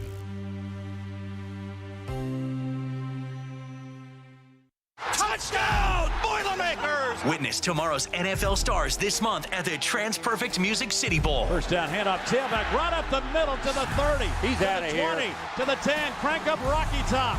Touchdown, right up the middle. Don't miss a second as Tennessee and Purdue, two of college football's top programs, go head-to-head on Thursday, December 30th at 2 p.m. inside Nissan Stadium. For more information on this year's game, including ticket availability, visit MusicCityBowl.com. Presented by the Tennessee Lottery. Screwball Peanut Butter Whiskey is the official whiskey of the NFL pregame broadcast on ESPN 1025 The Game. Screwball is the original and most awarded peanut butter whiskey in the world. Made with real whiskey, peanuts, and peanut butter, Screwball is all natural flavor to be enjoyed as a straight shot, in an espresso martini, peanut butter old fashioned, or a PB&J shot with a berry liqueur. Check out screwballwhiskey.com/recipes for more. Be sure and ask for Screwball by name at your favorite watering hole in Nashville. Enjoy responsibly. 2021 Screwball Spirits LLC, San Diego, California. Whiskey with natural flavors, 35% alcohol by volume. Tonight. Pitch it! Touchdown, Pitt! Touchdown, Michigan State! It's the Peach Bowl live from Atlanta between Pittsburgh and Michigan State.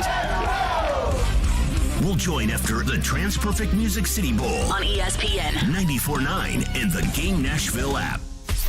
Hey Nashville, this is Paul Feinbaum and you're listening to Nashville's best sports talk, ESPN 102.5 The Game.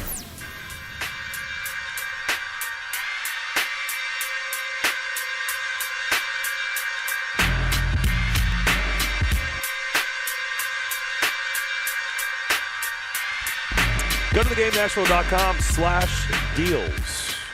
Check out Nashville's best deals. Right now, the great deal is for Downtown Dollars, where we are. $150 digital gift card for only $100. The gift card is redeemable at 100 or at hundreds.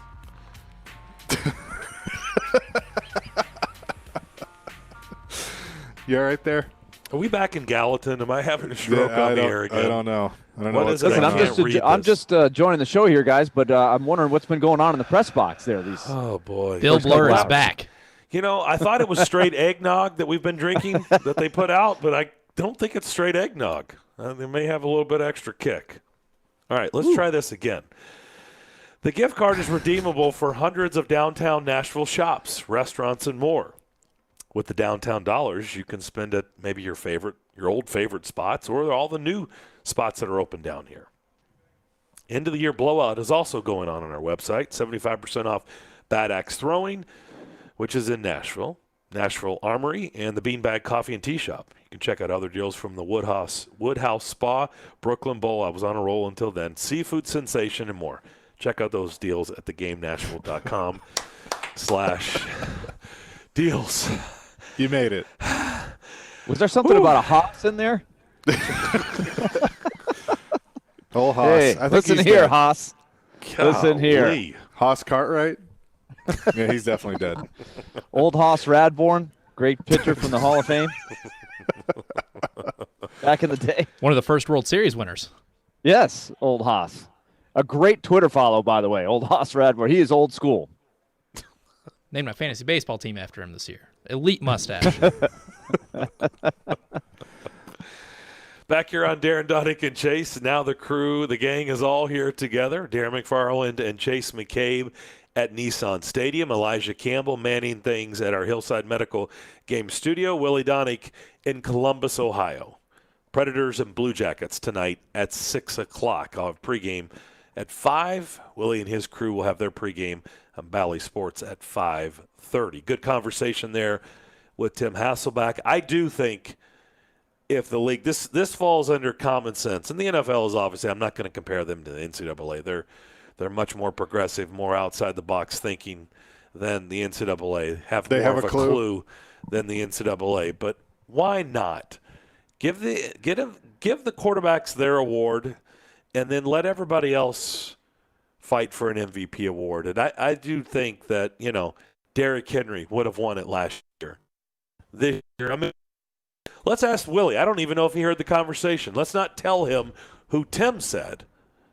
But let's just ask Willie. Exclude quarterbacks. We're pretending they have their own MVP award. Now it's everybody else for an MVP award. Kind of like in baseball, right? The pitchers, give them their Cy Young award, and then everybody else is up for MVP. Who would you have as this year's NFL MVP? Ooh. I think I would look at Aaron Donald. I think he's still a guy that it all starts with when you play the Rams. If you can't handle him, you're in big trouble. He makes so many people so much better. I would have to consider him. I think if we're going to be fair, if we would have given this award hands down to Derrick Henry last year, which we would have, then I do think you have to consider Jonathan Taylor. He has had a great year for sure. But I do think a lot of it. Than consider, don't you think? Yeah, I think you got to consider it. I think he's a great back, but that offensive line for them. Now you might just look back and say, look, they had their offensive line out against Arizona. He still got his 100 yards. He did have the long pop early in the game. He got about half the yards on one run. Early in the game, his first run was 47 yards. Right. So that's what I'm saying. I think that running scheme and the offensive line, I think it's the highest paid offensive line in football. I think that has something to do with his success, but at the same time, you got to give him props. So those would be my two. Okay. Do you know who Tim said? Who did he say? Your favorite guy. Cooper My Kupp. favorite guy? Oh, yeah, Cooper Kupp. Oh, man, he is good. We talked about Willie got this excited there. as it pertains. Well, yeah, he's Chase and I's least favorite player for a specific reason. But I do think as it pertains to the Titans game this week, a lot of what the Dolphins do with Jalen Waddle is right out of the Cooper Kupp playbook. I think he's sort of the leader in how they use him as sort of a quasi running back. It's almost like running plays. But is he any different than Wes Welker? I did not see the reverse jet sweep type of plays to Wes Welker. There's some similarities, but I think with the wide receiver screens and the jet sweep reverses where you throw that little pitch, which actually goes down as a pass, but it's really like a handoff in front of him. Welker was more of the short hitches. I don't think it was as many screens where you just get the ball in his hands and let him run. Kupp can do everything, right? He doesn't just do those things, and obviously Waddle can do everything too. But I think Waddle is kind of like the poor man's Cooper Kupp, and not far behind. We were talking yesterday with Kevin Harlan about some of the milestones that Waddle is going to hit here. But I think it's a real innovation. I'd love to hear more from Tim on exactly what he's seeing. What is the difference between Cooper Kupp and a Wes Welker and some of those receivers? Danny Amendola and who am I forgetting? Who's the other guy? Julian Edelman.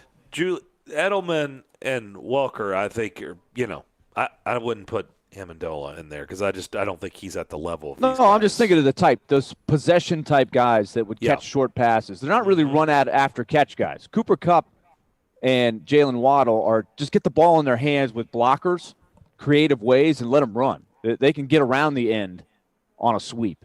Well, Wes Welker wasn't taking reverses. No, but you're right. Cooper Kupp is leading the league in yards after catch. Yeah, absolutely. Just so they get the ball to him, even if it's in the flat, even if it's just a quick toss to the outside, or just bring him through on a jet sweep and put blockers in front of him. He'll do the job. Tim also brought up Micah Parsons. I brought up Trayvon Diggs. I think T.J. Watt would be in that discussion. I wish the NFL would. The NFL, I wish they would do this because I think it would create some really good conversation, I think. Every year you would have about 5, 6, 7 guys. You can make a really strong case for being the MVP, but we all know that nobody's going to waste their airtime, whether it's radio or television, on these guys. Unfortunately, it's not right because they know it's going to go to Aaron Rodgers, or it's going to go to Tom Brady, or it's going to go to Patrick Mahomes. But how would should be that two not different be? awards. Yeah. Well, but how would that not be the same as they already have the Offensive Player of the Year and the Defensive Player of the Year? So with what you're saying, if you do a quarterback award, which is basically currently the MVP, I mean, they have the Offensive Player of the Year and the Defensive Player of the Year. Yeah, I don't know if you necessarily need that, but, I mean, you are recognizing both sides of the ball, but you also have Rookie Offensive Player of the Year and Correct. Rookie Defensive Player of the Year, which, by the way, is going to be Micah Parsons, and it's going to be Jalen Waddle. Yeah, I mean, I guess what I'm saying is – Don't you think, right? Yeah. Don't you no think doubt. Waddle's going to win offense? Sure. Parsons is going to win defense? Sure. No doubt.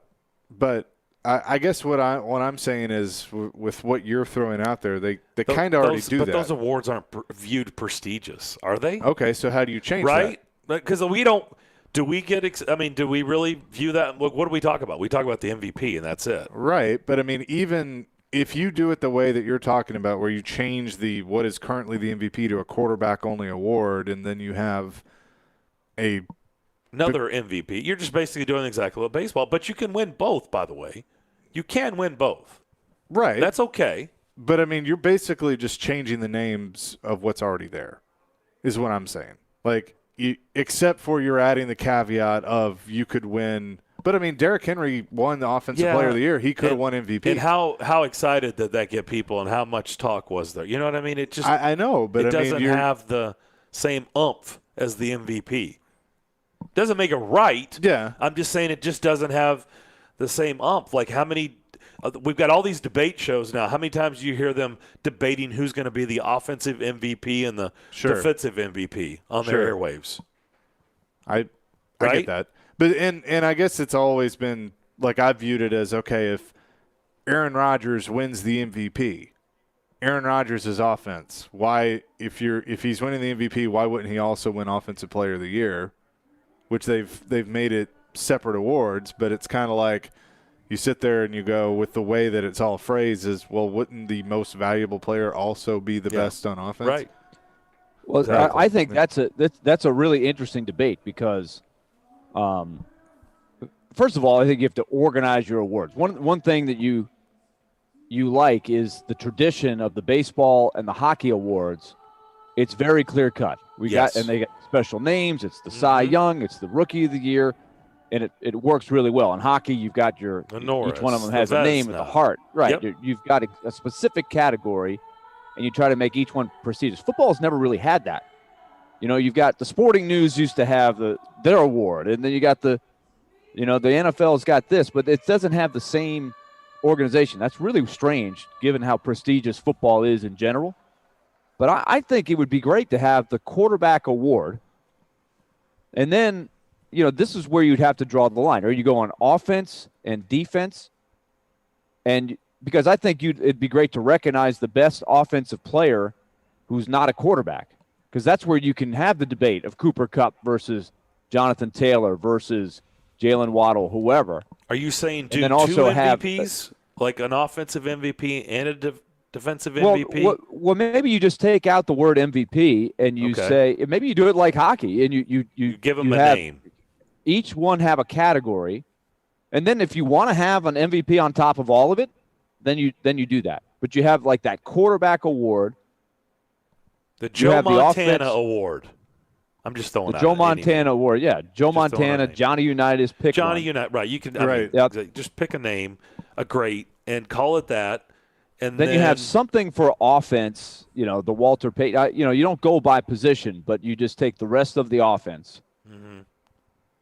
Well, and then you have a defense. What if you named one of these hard. awards? It's tough. What if you named one You of got to these acknowledge somewhere in here that the quarterback has so much of the spotlight that it does deserve a special consideration, separate from everybody else. I propose the John Madden Award. For offense? For something. I mean, put his name on something. I just had a texter that said the same thing. Yeah, well, does the texter leave their name? Matthew from Paris. Matthew, thank you. Good suggestion. I like that. Well, there's the All Madden team. What that means, that was something that had a very distinct definition for all those years. That was a really cool thing in that documentary. By the way, if you have not seen the Madden documentary that Fox did. It was very, very well done. Tom Rinaldi put it together. I thought that was really cool. And selecting the All Madden team was that was something that they aired every year in the week between the Super Bowl, the championship games and the Super Bowl. So that's got a pretty distinct image when you come up with it, like who makes the All Madden team. Willie, tell everybody about Lee Company. All right, be glad to do that. Lee Company, 615-567-1000. The Predators are back in action tonight against the Columbus Blue Jackets. Great to have the flow of the league starting to come back here. Lee Company is a proud sponsor of our coverage of the Nashville Predators. And when you go down to Bridgestone Arena on New Year's Day, when the Blackhawks come to town and you ring in 2022, you'll see the Lee Company display all around the grounds of Smashville. So, Lee Company, what do? They help you with your heating, cooling, plumbing, and electric service. They're all over that for you. And they've got a program called the Home Maintenance Plan that is something every year that helps your house stay on top of things. You got to love being ahead of the curve when it comes to managing your house. You don't want to think about it all the time. If you're like me, you have no idea what's going on. You can't go down into the basement, take a look at the furnace, and be able to check and see what's right, what's wrong down there. No clue. That's me. That's why I have Lee Company and the Home Maintenance Plan. They come in and check it for me every year, plus the air conditioning every year, the plumbing system, the electric system. And when they find the small problems before they become big problems, you get discounts on those repairs. Gotta love it. Home Maintenance Plan from Lee Company. How do you get it? Call them, 615-567-1000, or go online at leecompany.com and make that online appointment. Lee Company, proud sponsor, Nashville Predators. Tonight. Philip Forsberg puts the Predators up. Philip Forsberg and the Predators continue their road trip against the Columbus Blue Jackets. Put myself in the best position possible to help this team win. Pre-game at 5, face-off at 6 on Smashville's best sports talk. ESPN 102.5 The Game and the Game Nashville app. From the Fox 17 News Code Red Weather Center. I'm Fox 17 News Code Red meteorologist Dan Guthrie. We're looking at a decent day today. Partly cloudy skies out there, temperatures into the mid-60s. Strong to severe storms, though, will be possible New Year's Eve and New Year's Day. This weather report brought to you by Hiller Plumbing, Heating, Cooling, and Electrical. Call the Happy Face Truck today. Do you really want to go through another year with that awful joint pain? Well, don't do it. Resolve right now to get yourself moving again for 2022. Willie Daunic here. It's time to call the folks at QC Kinetics. Non-surgical, regenerative treatments for joint pain. We're talking lasting results using natural biologics. No surgery, no pain meds, no steroids, and no downtime. This is really exciting stuff. Regenerative, restorative treatments that actually encourage your body to heal itself using highly concentrated natural biologics. Patients rave about it for hip pain relief, knee pain relief, shoulder and back pain relief. Don't let them give you the steroids. Don't let them tell you your surgery is the only option. Get a free second opinion at QC Kinetics and do it now. And imagine life in 2022 without pain. Call the local medical professionals at QC Kinetics. 615-249-4024. That's 615-249-4024. That's 615-249-4024 for QC Kinetics. It's the half-off after Christmas sale at Social Furniture. Head down to Social Furniture today to receive half off on select items. That's right, half off on select items. They have truckloads of the best selection of furniture and have all your furniture needs. Hurry up and come down to Social Furniture today for the best selection of furniture before it's gone. Visit Social Furniture on the west side at 5412 Charlotte Avenue. On the web at mysocialfurniture.com. Social Furniture is a proud supporter of your Nashville Predators. Hey, it's Caroline Fenton, and you already know how pumped I am for bowl season, and you also know that 312 Pizza Company is my favorite place in town. Whether it's grabbing a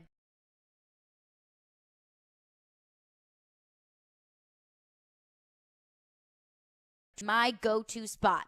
You can catch every down of bowl season at 312 Pizza Company in Germantown. From the Bahamas Bowl to the National Championship, 312 Pizza Company is your home for the college football bowl season.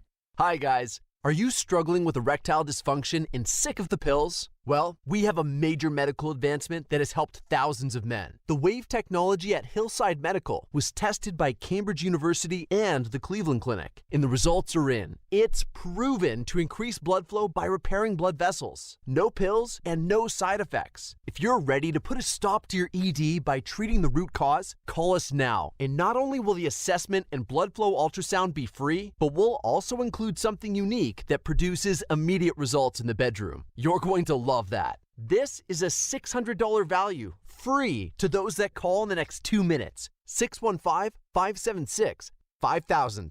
That's 615-576-5000. Guys, put a stop to your erectile dysfunction today and get your love life back just in time for the holidays. Call Hillside Medical now to qualify. 615-576-5000. Jared Stillman. It's kind of a big deal around here. Kind of a big deal in these parts. And company. It's not just the trust, it's the way he gets open and it's the routes that he runs. Tune in Stillman and Company for your drive home. Delivered by TriStar Moving. Weekday afternoons from 2 to 6 on Nashville's best sports talk. ESPN 1025 The Game and the Game Nashville app. Interact with Darren, Daunic, and Chase. Call or text the show at 615-737-1025. Driven by WilsonCountyHyundai.com.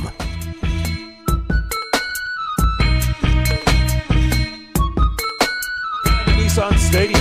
Darren McFarland, Chase McCabe with you. Elijah Campbell at our Hillside Medical Game Studio. Willie Daunic in Columbus, Ohio. Predators and Blue Jackets tonight.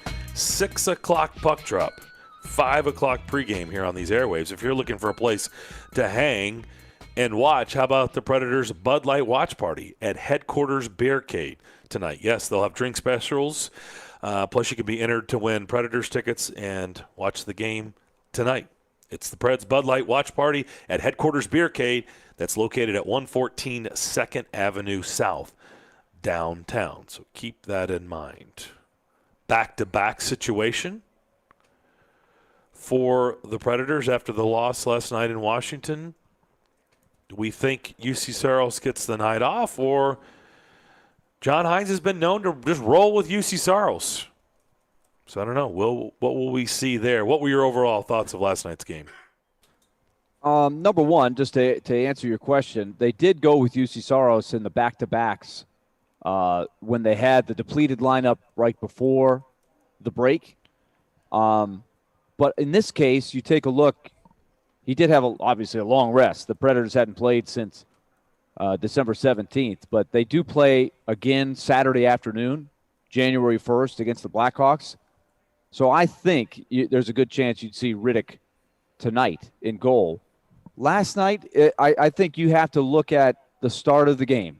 Both teams hadn't played in a long time, but Washington, to their credit, they did their thing early. They jumped on the Predators, who I thought made some uncharacteristic defensive breakdowns. If you look at what the Predators do well, most nights, they don't give up a lot of easy, big-time chances. But early in the game, they had some breakdowns where it was bang, bang, backdoor. What can your goalie really do? You're asking the goalie to be Superman. But to their credit, you got to give. You look at Nashville and the way they came back. They will themselves. They get confrontational. They start pushing people around. They stir it up, and that seems to get them going. And they willed themselves back in the game, gave themselves a chance. It was, it wasn't exactly easing back in after a long break. That was a tough, intense game.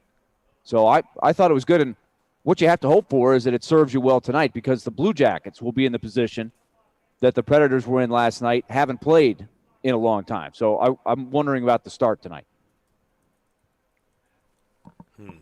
I think they're going to obviously have a better start because they know it's a point of emphasis, right? Yep. I think they'll be focused, have more juice. Yeah, Matthias Ekholm said the start is what did them in last night. He said their first period did them in, which is interesting because I listened to John Hines' comments because we played it in postgame and I was listening. He said he didn't have as much of a problem with their first period. The players did. I know. That's why I thought it was interesting. Like the head coach was like, "We did some. First period wasn't as bad as." Bryce said, obviously they gave up 3 goals, but he said there was a lot to like about the game. Yeah, And definitely he didn't agree. have as big of an issue with the first period as maybe a guy like Matthias Ekholm did. Well, I definitely think that Washington was the better team in the first period. In the second period, you saw more of the Predators team we've seen in that 7-game winning streak than you did in the first. So, and the head coach obviously knows a lot, knows what he wants to see, and I guess if he saw some good things, that's fine. But I didn't. I saw a sluggish team, and I tend to agree more with Matthias Ekholm. I didn't think they had the zip, but once they, so what do? They've done this a number of times. They start mixing it up. They create confrontation. It's not always a fight, but if something happens in front of their bench, they're going to start pushing, shoving. After the whistle in front of the net, they'll mix it up, and that seems to get them going a lot of times. Well, Borowiecki and Tom Wilson. Yeah, and I thought that was a very bad call because that's not the definition of instigator. Well, John Hines definitely wasn't happy about it. No, he wasn't. So Tom Wilson, of course, is one of the most notorious bad boys in the game, physical intimidators. He drilled Ryan Johansson with a legal check. But that is what the Predators do. They stand up for one another. Borowiecki, he knows if he goes in there and fights him right away, then that's an instigator. So what did he do? He went up and talked to him. He challenged him. He got up in his face. They skated around. Then Tom Wilson drops the gloves and decides to fight him. That's not an instigator on Borowiecki. No. So I thought that was a very poor interpretation of the instigator rule. But nonetheless, the Predators, they had already scored one. That happens. The Predators kill off the penalty. They score two more and tie it up. So they get inspired. They get jacked up as a group with what Terry Crisp calls rat pack toughness. They've got waves of players. Crispy has longed for a team like this. Crispy would love coaching this team because oh my gosh, the Predators have never had a group like this where they have the layers of toughness from Borowiecki to Olivier to Trennan to Jeannot. McCarron in there now mixing it up. By the way, Tanner Jeannot basically going, Tom Wilson at the end of the game, come on, big boy. Yeah. Let's go. I love that. I loved that. He's like, let's go. And Tom Wilson, probably not too many people in the league that say, come on, let's go. I was like, I loved it. I mean, how do you not love this team? But they all want to join in. They all have each other's back, and that helps them. And I think it helped them play better. Now, the problem is they got in there, they get the game tied, and it's going down to the closing minutes. Unfortunate play. 4-on-4 ends. The Predators are going on a power play. Mikhail Granlund's coming out of the penalty box.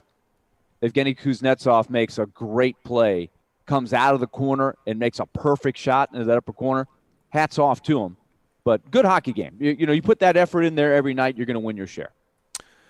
We'll come back. Silly underdog picks to start the third hour, but first a word about BetMGM. Yes, BetMGM, they welcome you with a special offer on New Year's Day. Simply place a $10 moneyline wager on any sport to win $200 in free bets. All you have to do is use the bonus code 1025GAME200 when you make your first bet. Enjoy the holiday like never before and score a big win on your very first bet at the King of Sportsbooks. Download the app or go to BetMGM.com. Use that code 1025GAME200 to win $200 in free bets when you bet on any sport on New Year's Day. Start the new year off right and discover why nothing beats a win at BetMGM. Visit BetMGM.com for terms and conditions. 21 years of age or older to wager. Tennessee only. New customer offer. All promotions are subject to qualification and eligibility requirements. Rewards issued as non-withdrawable free bets or site credit. Free bets expire 7 days from issuance. For problem gambling support, call the Tennessee Red Line at 800-889-9789. Keyshawn, J. Will, and Max. Weekday mornings from 5 to 9. Did you see the Tennessee Titans? He has all the weapons to make it happen. There's so much to pay attention to. Greeny from 9 to 11. Ryan Tannehill is the most disrespected player. Art and Hahn from 11 to 2. You never stop punching. They've got to learn how to close the deal. And the Paul Feinbaum Show afternoons from 2 to 6. Are these legitimate contenders to the party? Your exclusive home for ESPN Radio in the Music City. ESPN 94.9 and the Game Nashville app. ElectronicExpress.com. We make it happen. Barlines and the Omni Hotel, one of Nashville's favorite downtown destinations, gets raving reviews from the locals. Live music, great food, and a favorite spot to watch your Nashville Predators on any of the 22 big screen TVs. And great food is an understatement. How about award-winning hot wings, Nashville hot chicken sandwiches, smoked brisket tacos, and in-house homemade pimento cheese sandwiches. Barlines, an official Predators preferred watch party location, 1 block from Bridgestone in the Omni Nashville Hotel. Since their doors opened in 1898 in England, Arkansas, Bank of England Mortgage has been providing down-home exceptional service. Bank of England's success is due to the talent of their loan officers and their access to hundreds of mortgage products at the industry's best pricing. Bank of England Mortgage has 3 Middle Tennessee locations ready to serve you. Go to BOE1214.com or call 615-823-1215. Bank of England Mortgage is a division of Bank of England Mortgage. Equal housing lender, member FDIC, NMLS 418-481. What's up, everybody? This is Teron Davenport, and I am here to tell you about Freedom Tire Guys. They're Nashville's premier mobile tire service. New tires, rotating, balancing, flat repair, torquing, they do it all. I can tell you this from personal experience. Just a couple weeks ago, I was at the Titans facility. They came there and changed my tires, all 4 of them. They did an excellent job. My car is riding extra smooth now. If you're in need of tire service, be sure to check them out at freedomtireguys.com. If you don't see the tires you want, they'll go ahead and get it for you.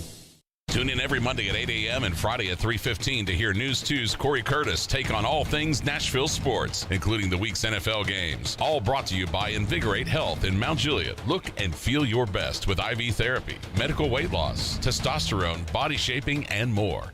Zines First is the official sign company for 1025 The Game. Go to sfnash.com. It's Family Leisure's half off after Christmas sale. Up to half off on floor models, scratch and dent, and discontinued merchandise. Theater seating with 2-piece sets starting at only $6.99. Massage chairs are only $9.99 as well. Air hockey and foosball tables in stock and on sale starting at just $1.99. Hundreds of full tables in stock for immediate delivery. Slate full tables starting at just $14.99 installed. Above ground pools are all on sale with 24-foot starting at only $29.99 installed. Family Leisure's up to half off after Christmas sale going on now. Antioch and Franklin.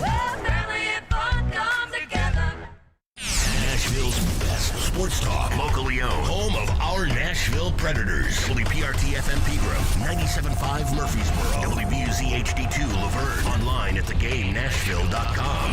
We are ESPN 102.5 The Game. Live from the Game Nashville studios, it's time for Darren, Daunic, and Chase. With hosts Darren McFarland, Willie Daunic, and Chase McCabe. On Nashville's best sports talk, ESPN 102.5 The Game. When you need a long shot for a big score, you need silly underdog picks. There's no need to fear. Underdog is here. It may be a long shot, but it's all you've got. It's time to pick your dark horse. Not your nose. This is Silly Underdog Picks. Brought to you by Volunteer Hose and Gasket. Silly Underdog Picks. Now, on Darren, Daunic, and Chase. There's no need to fear. Underdog is here. Underdog is here. Hour number 3, your favorite contest in the entire world is here. Silly Underdog Picks time. Hope everybody's having a good Thursday. Darren McFarland and Chase McCabe here live at Nissan Stadium as some of the players are starting to come out and warm up. Tennessee and Purdue set to kick off in a couple of hours. You can hear that game right here on these airwaves. Willie Daunic is in the commish is in Columbus, Ohio. Predators and Blue Jackets tonight at 6 o'clock. Elijah Campbell at the Hillside Medical Game Studios. Forever Titans wide receiver Chris Sanders on the line with us. Chris, hope you had a good Christmas. How you doing? Man, it's pretty good, man. I'm actually doing pretty good. Everybody doing all right? Sounds like you got a little pep in your step today. I like it. Hey! Well, I don't. Some of you been having this past week, so once we talk about it, you know what I'm talking about. I'm happy about your dog because it doesn't sound like you're kicking him these days. You're in a good mood today, so good for you. No, he moved out. That's why I haven't kicked him yet. He moved out. Did he at least leave a note? No, he just took the cookies and ran and said, I'm out, so I couldn't kick him. Let's bring in the former quarterback, Kelly Holcomb, OC at Riverdale. Kelly, how was your Christmas? It was good. Family here, everything was good, man. It was good. Were you nice? Did you get gifts or some yeah, coal? I mean, you know how you know how the dad is. I mean, everybody else gets the gifts. You get a few, but you know how that goes. And my wife absolutely loves Christmas. She throws up Christmas every year. So, I mean, the kids have got so many, you know, things going on. She puts so many things. Of course, she's calmed down a little bit with all the things around the house, you know, but it was good. It was nice. Are you saying that maybe you rivaled Clark Griswold, you know, maybe your house with all the lights, or no? No, I don't know, because I'm the one that puts those Christmas lights Oh. up. I'm definitely not comparing myself to Clark Griswold. No question. Commish, this is where I turn things over to you. Your cheesy song.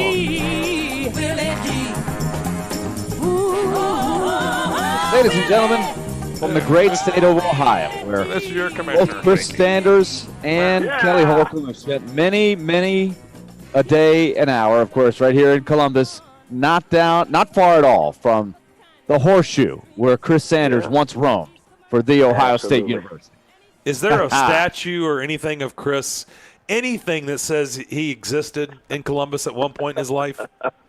A plaque, anything, a certificate? You know, I have not. We got in last night. I haven't gone over to the campus to investigate that. I do not know of one. There's not one outside of Nationwide Arena where the Blue Jackets play. But, you know, I think on the campus somewhere there might be a little nook where they are a shrine for Chris Sanders. I bet you I can find something. Go to the track and field stadium, and you'll see a participation trophy with Chris Sanders' name on it. Guaranteed. Chris, what building did you frequent the most for classes? Did I do what? What building did you frequent the most for classes? He didn't frequent I any can't of them. remember. That was 1990 when I went to school. I can't remember. Dude, you just told everybody my age, man. I went to school from 1990. That's like almost 30 years ago. Well, I had my money, so I just won because I had my money on Kelly saying, dude, he never went to class. I knew somebody was going to say it. I didn't want to say that. I didn't want to say that, but I was going to. Well, we're going to send an investigative team over to the campus to see if we can find that participation trophy that Chris is talking about. But I do think he did a little more than participate. He did some fine things for the Buckeyes, for sure. Thank you so much. The Ohio State. Yes, indeed. All right, this is your commissioner speaking, coming at you from Columbus for Silly Underdog Competition 2021, rounding up things. Of course, it'll go on to 2022. And this is brought to you, of course, by Volunteer Hose and Gasket. Let's take a look at the online contest. Limited games to choose from. In fact, a lot of our audience now having to go a lot more for the pro games because there's just so few college games that fall into the window where we make our picks for the online contest at theGameNashville.com. So over 50% of the audience went with Ball State against Georgia State for one of the picks because that was one of the few college games on the docket. 44% had the Lions against the Falcons. And then the third most popular pick was the Bills against the Patriots, and that, of course, was a winner. The winner of the online contest this week, Nashville's own Cheryl Park, who got 20 points on the week and outclassed the field by 7 points. So congratulations to Cheryl. She gets the weekly prize. Now let's move on to the insider picks. It was quite the week, because we know for a while now, if you've been following the competition, Darren McFarland has dominated a historically great season. But the race is heating up here for second place, as we'll explain. Chase McCabe started things off. He picked a bowl game that got canceled. He picked Hawaii, 8.5-point dog against Memphis. Chase was getting ready to spend his Christmas Eve watching out in Hawaii a team from the great state of Tennessee, and then it got whacked. No bowl game. So we allowed him to pick up Nevada, an underdog, and they got smoked as well, 52 to 24. So it really was a non-issue. So, Chase, that one just went south right from the beginning. Say it, Chris. Wait a minute. Yeah, well, that's exactly what it was. Swing and a miss. It was. Then Darren McFarland continues his success. He went with a bowl game that I'm telling you, just try to put it in context here. If Middle Tennessee or if let's say Middle Tennessee is playing Tennessee in a bowl game and whipped them. How much fun that would be for Middle Tennessee fans. UCF, a 6.5-point dog against Florida. I go back. I grew up in Orlando. I used to go to UCF games it used to be called the Tangerine Bowl. It became the Citrus Bowl. They were Division II. They wouldn't have more than about 5,000 or 7,000 fans at a game. So that wasn't that long ago, even though I am getting old. But they moved to Division I. They've moved up, and now they're beating Florida in a bowl game. That would have been a pipe dream back in the 1980s. But they beat Florida 29-17. As we know, the SEC is having a few problems here in these bowl games. So Darren picks up another 6.5 points. Oh. Darren, that must have been nice for Gus Malzahn there. I'm not saying anything anymore. Good. Darren, he's been chirped so often. He's trying to stay Kelly humble. seems like he's in a little bit better of a mood this week, though, I know, so that's both good. of them. I think this is like the first time I feel like they're not like they don't have sledgehammers out and, Yeah, that's good. Can of kerosene in a match. I came on here today saying I'm gonna have a better attitude, but now I'm starting to wonder why are we still doing this? Folks, it took 10 minutes and 36 seconds for Kelly Holcomb to say, why are we still doing this contest? It's okay. Well, the competition really is for second place, and that brings us to Chris Sanders, who started the week in a distant fourth. But he takes Texas Tech, a 9.5-point dog against Mississippi State. Let's go. And not only did they win, they won 34-7. Dominated.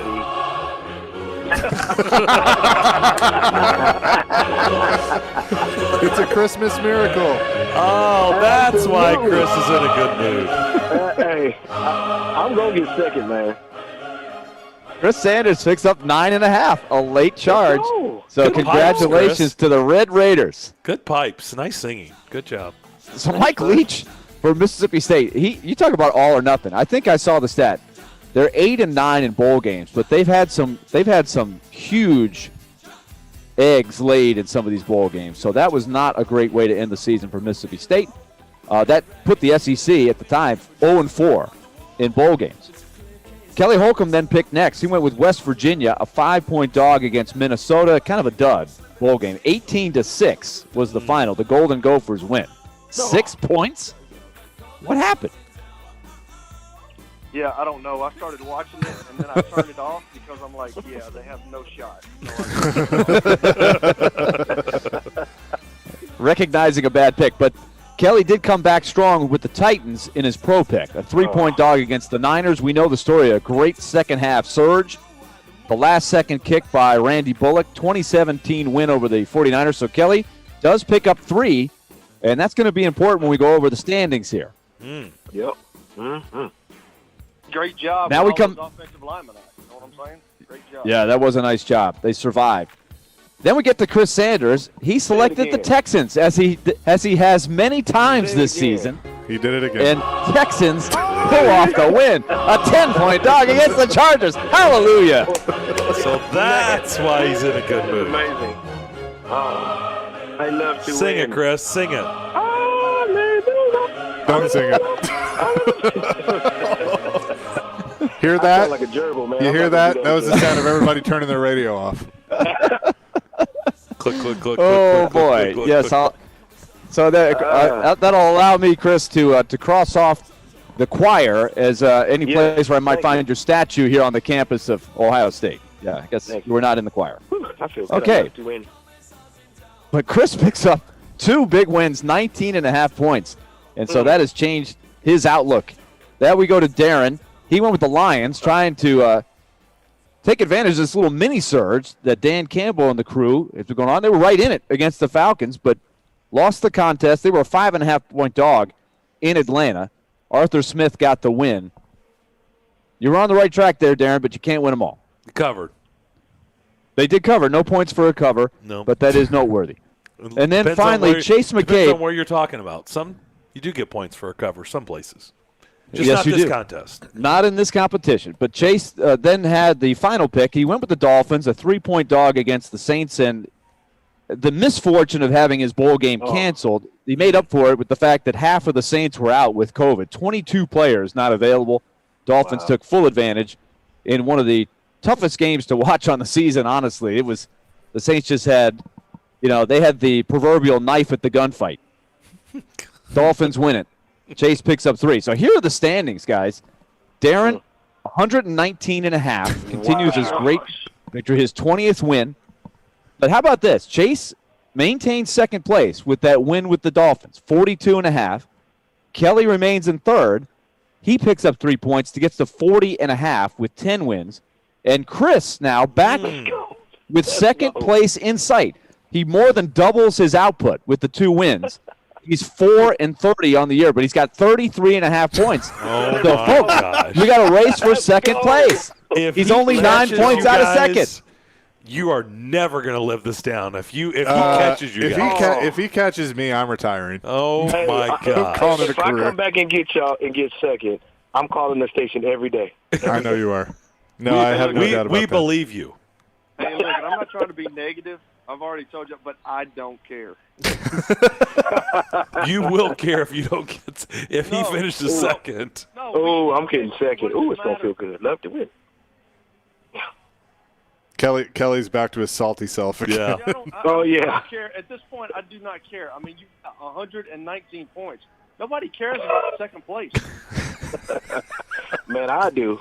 Dadgummit. You go ahead and be that guy. You're the number Okay, one now loser, big dog. Here's the other thing that can I get a little action here? This is what we call just trying to conjure up some excitement, some competition.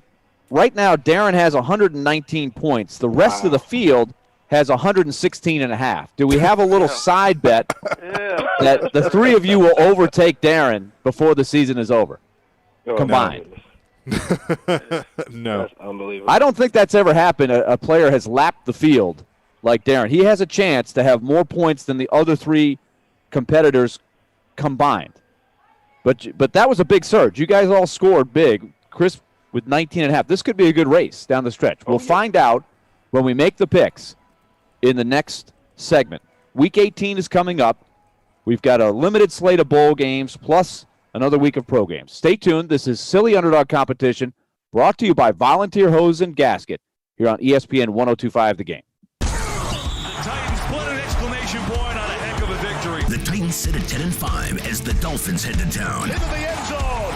Touchdown, Dolphins. We have you covered on all the news. Talking about a team that has gone to an AFC title game, won the AFC South last year. You're on the verge of winning the AFC South again. As they look to wrap up the AFC South. You win the 2 games, you're the 2 seed no matter what. Keep it locked on Nashville's best sports talk. ESPN 102.5 The Game and the Game Nashville app. Middle Tennessee, you can count on an award-winning service team for all your home maintenance and improvement needs. Lee Company, we're A+ rated with the Better Business Bureau and trusted by thousands of homeowners in our community. Our team is ready to assist with all your home maintenance projects, heating and air conditioning, plumbing, electrical, appliance service, and more. Experience the convenience of calling one phone number for all your home maintenance needs. Call Lee Company today at 615-567-1000 or visit leecompany.com. Gary Ashton here. Most people in Nashville know me as the don't sell without the intel and the guaranteed offer guy. But despite my accent, I'm also 100% guaranteed Nashville. I'm a guaranteed musician, a guaranteed dog lover, and you're also guaranteed to see me at every Titans and Preds game. Guaranteed offer means the Gary Ashton team with RE/MAX Advantage will sell your house for top dollar with no cleaning, staging, showings, or open houses, and give you up to 90 days to close. So there's plenty of time to find your next home. Guaranteed Nashville means my team lives here and loves it here. We've served Nashville for over 20 years, and we're passionate about helping the people we call neighbors and friends, which is why we've had a long-standing tradition of donating to the Vanderbilt Children's Hospital. If you're thinking about a guaranteed offer, get the only one that's guaranteed Nashville. Request a no-obligation offer by calling 615-301-1650 or go to GaryAshton.com today. Remember, Gary Ashton, guaranteed Nashville. In 1972, a Nashville family business story began when Bill and Beverly Finley founded Volunteer Hose and Gasket. 3 generations have grown the business into the local industry leader supplying just about anything to anybody, from the largest of contractors to your neighbor that mows his own yard. Over 1 million items in stock: belts, belting accessories, gaskets, gauges, hose fittings, hydraulics, industrial hoses, lubricants, sealing products, tubing, fire protection, and more. All at volunteerhose.net. If Volunteer Hose and Gasket doesn't have it, then you probably don't need it. Call them at 615-242-0461. I stay very active. For my 40th birthday, I ran a 50-mile race, and to train for that, I was running about 70 miles a week. But over the years, that's deteriorated to a point where even running a mile, my knee would swell, and the pain that I would have would sideline me for several days. That's Shane Mosney's story that led him to QC Kinetics. I elected to choose a combination regenerative therapy that helps my knee regenerate to a point where I'm able to get out and start running again. But more importantly, I left there with a lot of hope. QC Kinetics natural biologic treatments boost your own body's ability to restore and repair damaged tissue with no drugs, no downtime, and no surgery. Those guys have given me back a part of my life that was deteriorating. I just ran my first 10K since my therapy, so I'm trying to pick a good half marathon to run, but my goal is to run another marathon, yes. Call QC Kinetics, 615-249-4024. That's 615-249-4224. QC Kinetics, 249-4024. Spring Hill Heating and Cooling is here to serve you. Is your AC or heating unit old and inefficient? Is it breaking down yearly? Now is the time to replace it. Waiting can cost you hundreds, if not thousands of dollars. Just like everything, the cost of a new AC unit is rising. Effective January 1st, all manufacturers are increasing prices up to 10%. Get ahead of the game and call Spring Hill Heating and Cooling, offering 60 months, no interest financing, and 10-year parts and labor warranty on all new units. Schedule now at springhillac.com or call 615-778-8855. Later today, Let's play some football. we are your home for the Trans-Perfect Music City Bowl. Tennessee touchdown. Javonte Payton takes it all the way. Between Tennessee and Purdue. O'Connell dives into the end zone for the Purdue touchdown. Our official pregame show begins at 1 on ESPN 102.5 The Game, 93.3 Classic Hits, and the Game Nashville app. Hey Nashville, this is Penny Hardaway, University of Memphis coach. You're listening to Nashville's best sports talk, ESPN 102.5 The Game. There's no need to fear. Underdog is here.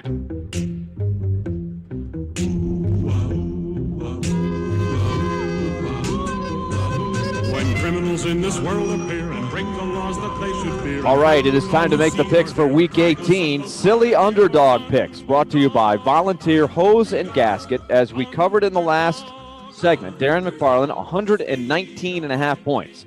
The race is for second place. Chase with 42.5, Kelly 40.5, Chris with the surge, 33.5. The picks for this week, we'll start with Darren McFarland. Chris Sanders picks second. Kelly in the 3-hole. Chase has the wraparound picks, college first and then pro. So let's start off week 18 of the competition with the leader, Darren McFarland. Guardian. Fever. It starts from the very first inning. Guardian. Fever. Each game is a brand new beginning. It's the hits, the homers, the double plays. It's how you feel when we win. So catch Guardian. Fever. Be a believer with the Cleveland Guardians. It's very limited in college, so let's go with our old buddy Herm Edwards. I knew you were going to take that. I'll take Arizona State tonight. It's probably the best one on the board. Arizona State is a 7-point dog in the Las Vegas Bowl as they take on the Badgers of Wisconsin. We'll be getting another oops, I did it again tonight. Good Lord. Gosh. I don't like you anymore, Darren. I really don't. Tried my hardest. That game tonight at, I'm guessing that's 9:30 Central Time on ESPN. Okay. So you can watch the Predators, and then Darren can get done with his coverage and flip on Herm. Kelly's going to take North Carolina because they're down at the half. So I know he likes to pick games that already started. Yeah, that is a tradition that Kelly started a few years ago, picking a game that's in progress. I was going to ask if we could just go ahead and do that. All right, let's go to Chris Sanders for the second pick. That's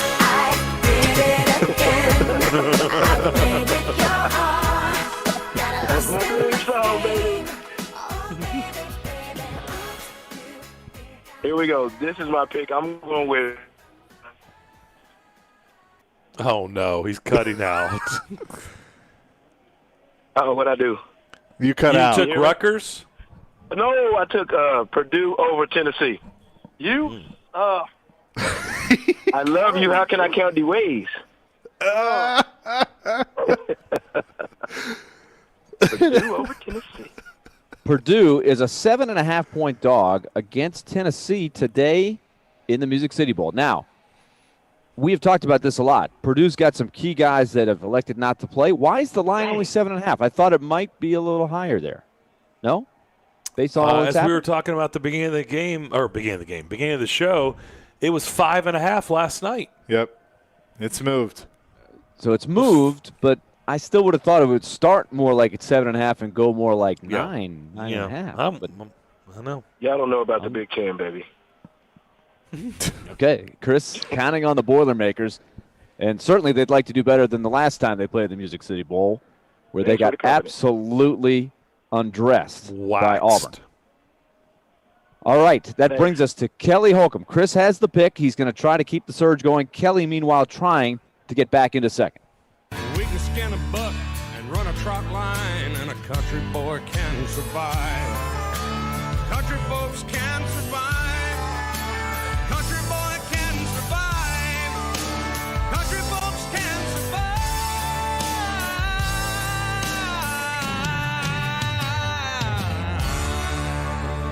I don't like that rocky top. Well, since Darren took everybody's pick, I'm tempted to just have y'all pick for me is what I'm tempted to do. This is ridiculous. There's really no other big games. I don't think it'll happen, but, just because I think it's 7.5 points, I'll take Michigan, man. I'll take Michigan.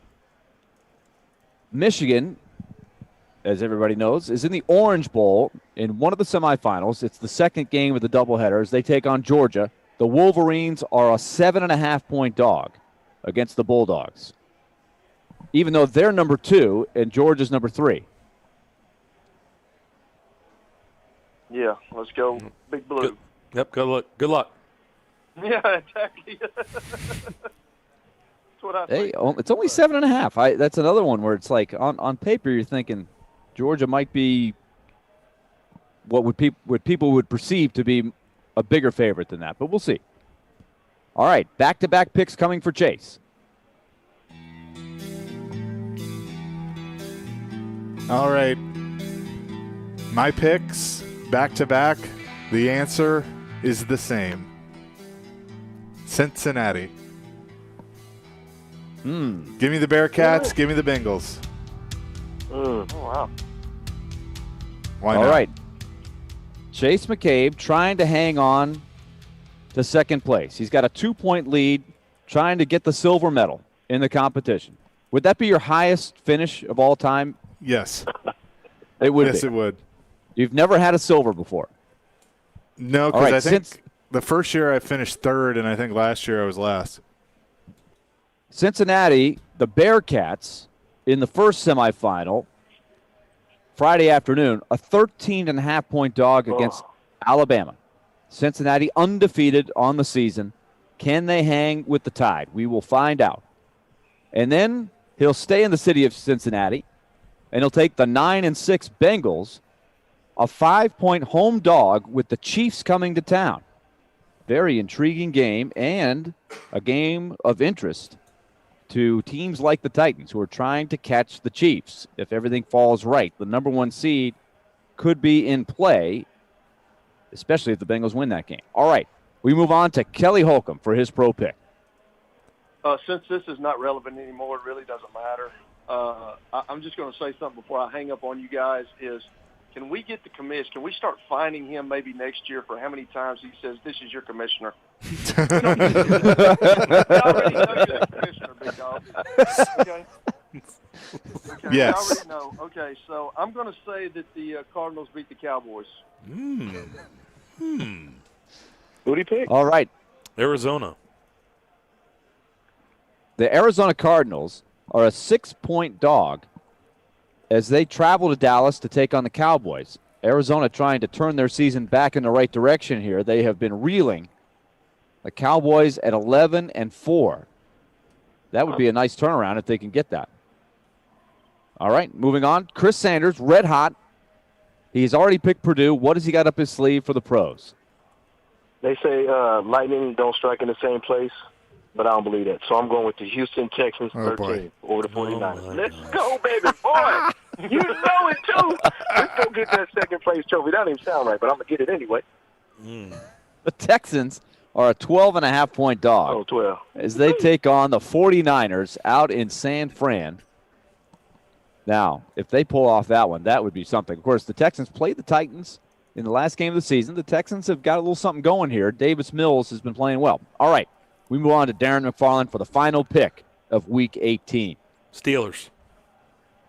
3.5. The Pittsburgh Steelers. So, Darren, I know he was intrigued by my proposition here. Can he hold off? Can he have more points than the rest of the field combined? The Steelers are a 3.5-point dog as they take on the Browns. The Browns have lost some tough ones the last couple of weeks at 7-8. Steelers hanging on in contention, 7-1. It's like the loser is going to be put out of their misery in this game. They both fought and clawed and scratched to stay in it. So the Steelers at home, a 3.5-point dog against Cleveland. All right, let's review the picks for Week 18, presented by Volunteer Hose and Gasket. Music, please. Darren McFarland takes the Arizona State Sun Devils, coached by the former contributor to our show, Herm Edwards. A 7-point dog as they take on Wisconsin in the Las Vegas Bowl. Chris Sanders, surging, winning 2 in a row, picking up more than double his points for the entire year, trying to stay hot, staying in town with the Boilermakers of Purdue. 7.5-point dogs against the Tennessee Vols at the Music City Bowl later today. Kelly Holcomb goes into the semifinals of the college football playoff and goes with the Michigan Wolverines, surging into the playoffs, 7.5-point dogs against the Georgia Bulldogs. And then Chase McCabe coming back, trying to hang on to second place. He's in that spot by 2 points. He'll go into the Queen City of Cincinnati for both picks. He'll take the Bearcats, undefeated, 13.5-point dogs against Alabama in the other semifinal of the college football playoff. Then he'll take the Bengals, a 5-point dog, playing at home against the AFC leading Kansas City Chiefs, who have been on a tear. Then Kelly Holcomb comes back with the Arizona Cardinals, fading fast, trying to get right before the playoffs, a 6-point dog as they travel to Dallas to take on the Cowboys. Then Chris Sanders comes back. They did him right last week, so he says, why not? Let's go with the Houston Texans, a 12.5-point dog out in San Francisco to take on the 49ers. Then finally, Darren McFarland takes the Pittsburgh Steelers, a 3.5-point home dog against the Cleveland Browns. Steelers at 7-1, Browns at 7-8. Remember, you can play online. The weeks are waning.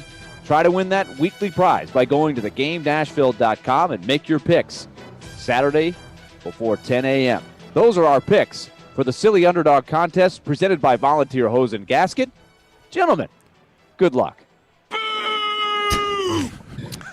Kelly, Chris, Happy New Year, guys. Happy New Year. You guys. See y'all. Appreciate it. See you in 2022. No doubt. Kelly Holcomb and forever Titans wide receiver Chris Sanders. We'll come back. Pick 6 time. That's next. This is Mikhail Kralland, and this is Nashville. Rebound shoveled in by Mikhail Kralland, and the Predators have tied it up on the power play. This is the flagship of the Nashville Predators Radio Network, ESPN 1025. The game. From the Fox 17 News Code Red Weather Center. I'm Fox 17 News Code Red meteorologist Dan Guthrie. Partly cloudy skies for us this afternoon. Highs in the middle and upper 60s, and then 70s for Friday and Saturday. Strong to severe storms, also possible Friday and Saturday. This weather report brought to you by Hiller Plumbing, Heating, Cooling, and Electrical. Call the Happy Face Truck today.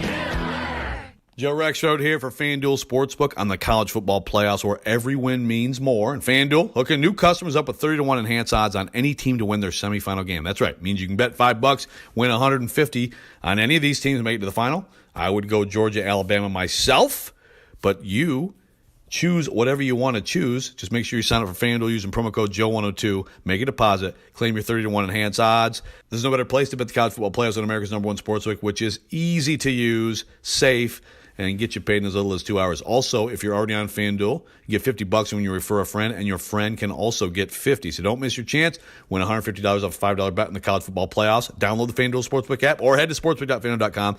Sign up using promo code Joe102 and get 30-1 odds on any playoff team to win. You must be 21 or older and present in Tennessee.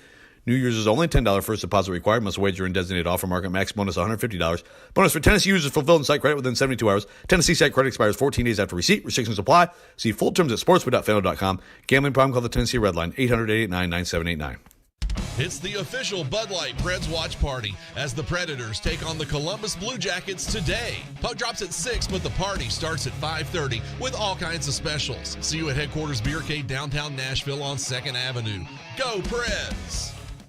Mark Howard here to tell you about my friends at Apple Collision Centers. We all know being in a collision is not fun. Neither is all the stress that comes with it, and that's where Apple Collision comes in. Let them take care of everything for you. That's insurance, repair, and your rental details. They've got 3 convenient locations in Old Hickory, Hendersonville, and Gallatin. Their managers, Tommy Rippey, Daniel Neville, and Chris Brooks and Marty Denson, combined for over 75 years experience. So stop in today and tell them Mark sent you. Online at applecollisioncenters.com.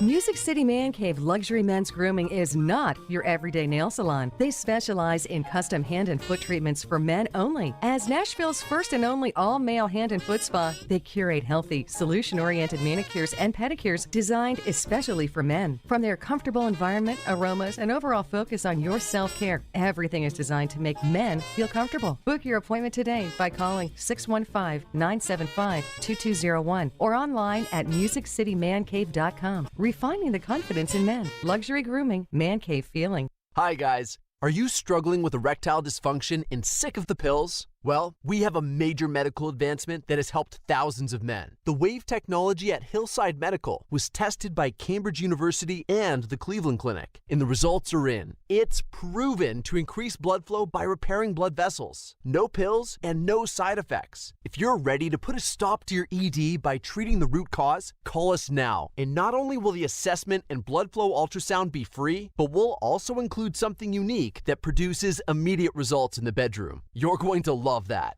This is a $600 value, free to those that call in the next 2 minutes. 615-576-5000. That's 615-576-5000. Guys, put a stop to your erectile dysfunction today and get your love life back just in time for the holidays. Call Hillside Medical now to qualify. 615-576-5000.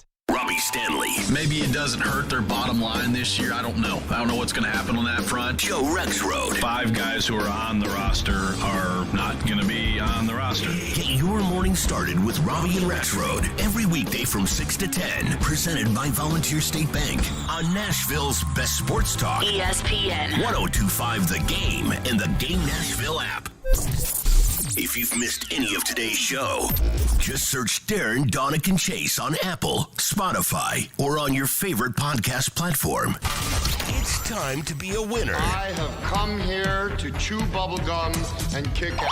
Pick this week's games against the spread for all the bragging rights. You want some bad enough, then you come get some. Feeling extra confident? I'm the one true king. Make that game your top shelf for double points. This is Pick 6, now on Darren, Daunic, and Chase. It is indeed Pick 6 time. Final one of 2021. Sniffle, sniffle. Teardrop, teardrop. 615-737-1025. That's our phone line driven by WilsonCountyHyundai.com. Your last opportunity this calendar year to get involved in Pick 6. Remember, if you call in and make your picks, you will get 2 top shelves. 2 top shelves. Our prize this week is our prize Gin Blossom at Brooklyn Bowl. Yes, is that right? Yeah, so pair of tickets to see the Gin Blossoms at Brooklyn Bowl on Thursday, March the 10th.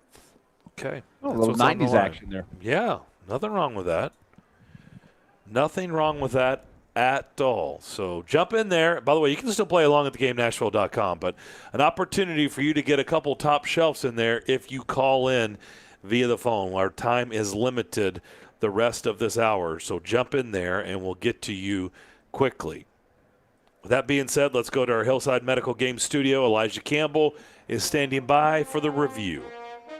All right, well, I guess the theme for the review this week is separation Saturday and Sunday for one Willie Daunic, and we'll go ahead and see how he did that right now. Number 1, Titans-Niners. Titans 2.5-point dogs at home, and it indeed was the Mike Vrabel special. Points for Darren, Willie, and Chase for all taking the Titans. And that one they cover, they won outright. More combined rushing yards. Titans and 49ers. Titans ended with 90 rushing yards. The 49ers with 83, 7 yards short. Points for all three of you again, as you all took the Titans. All concurred on number 1 and 2. Number 3, more passing yards between Ryan Tannehill or Jimmy Garoppolo. Garoppolo threw for over 300. He just also threw for a couple of key interceptions as well. Tannehill did not throw for over 300. Points for Willie and Chase for going with Jimmy G. Number 4, the most hotly contested one of the entire week. Talked about it all week. Colts at Cardinals. Willie top shelving his favorite team, the Indianapolis Colts. 2 points for Willie. No points for Darren and Chase. They top shelf the home team, the Cardinals. Jonathan Taylor, rushing yards. Over under 99.5. Over 1 point. Under for 2 points. A lot of point chasing going on here, as Chase and Darren both took the under. Willie went with the depleted offensive line for the Colts, but they still had Jonathan Taylor. The over hits. Point for Willie. And lastly, Bills at Patriots. The Josh Allen revenge game here. They avenged their Monday Night Football loss as the Bills win in Foxborough. Point for Willie, no points for Darren and Chase. So the standings last week, Willie with a perfect 7 points. Chase behind with 3 points. Darren, the caboose this week at 2. Our overall standings look like this. Willie with 73 points, increasing his lead to 9 as Darren is in second at 64. And then just 9 points back behind Darren is Chase at 55. Top shelves on the year. Darren now goes to 10-7 after his top shelf loss. Willie improves to 6-10 with his top shelf win with the Colts. And then Chase moves to 7-10 on top shelves this year after dropping the Cardinals game. This is my 4th year, I think, in Pick 6, 4th season, and that's my first perfect week. I've never had one. Welcome to the club. Yeah. Welcome. Pretty proud of myself. We've all done it, but welcome to the club. First time for everything. What? What? All right, we ready? Number 1. Number 1. We're going to start with Friday afternoon and evening's college football playoffs. After Friday, the national championship game will be Alabama versus Georgia for a point, or any other combination for 2 points. Willie. Okay. I'm going to go for the 1 point. You're going Alabama and Georgia for a point. Yep, I'm not feeling squirrely to chase the 2 here. I'm just. I hope there's one good game out of the 2. I think history has told us one of the games will probably get out of hand. But I think either way, I like the rematch. I think we'll see the rematch. Okay. Chase. Well, I just took Cincinnati and underdogs. So you did. I will I'm not going to hedge. I'm going to stick with it. I will say that B, there'll be another matchup. Okay. You go B. I will take Alabama versus Georgia for a point. Number 2. Number 2, Kansas City at Cincinnati. Bengals getting 5.5. Bengals getting 5.5. Willie. I think the Chiefs are going to get some guys back. I think the Chiefs are just on a roll right now. I think it'll be a great challenge for them. I think they're going to expose the Bengals. I will take the Chiefs. You're going to take the Chiefs. Chase. Bengals. I, too, will roll with the Bengals.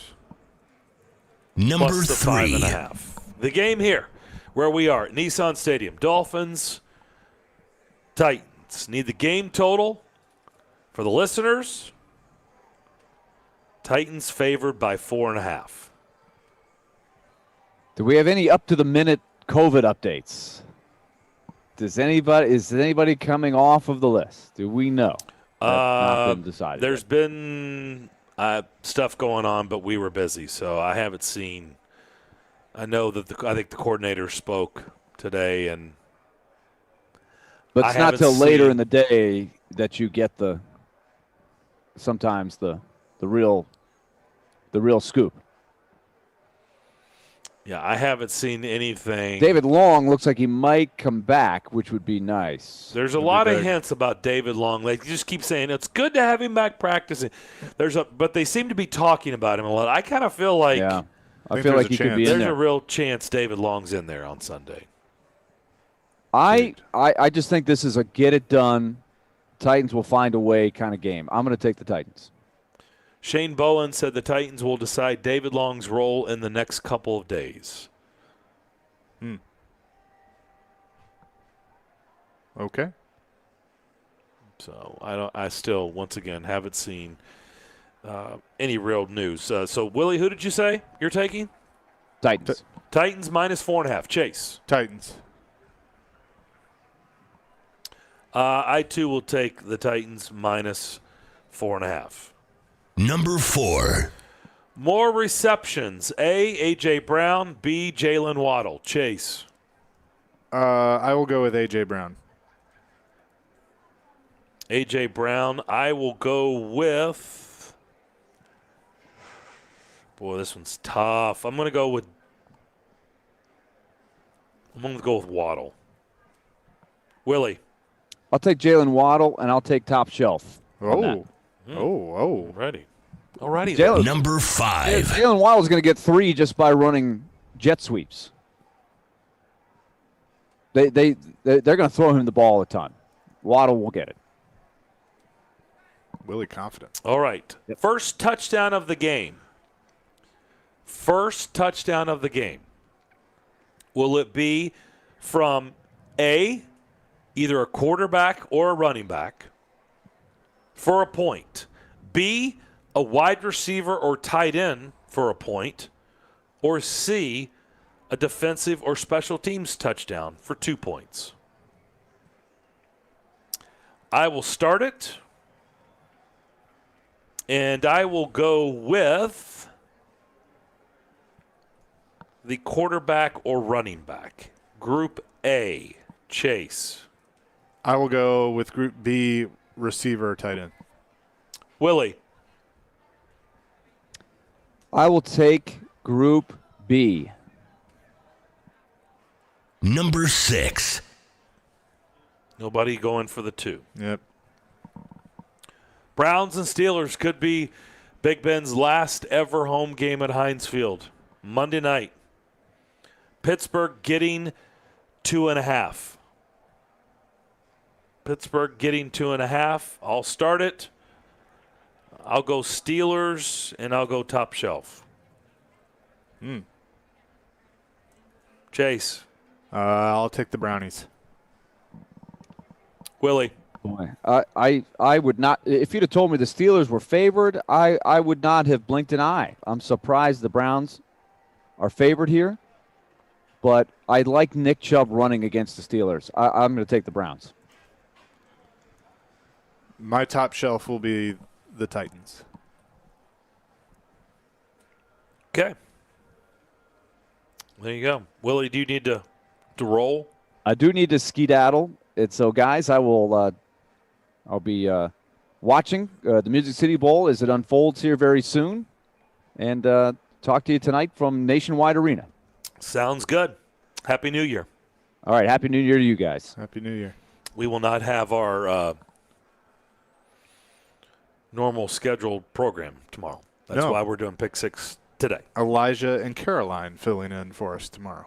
Yep. We will have our pregame for this game where we are, Nissan Stadium, coming up right at the top at 1 o'clock. Remember, you can listen to Tennessee and Purdue on these airwaves, 94.9 and 93.3 Classic Hits.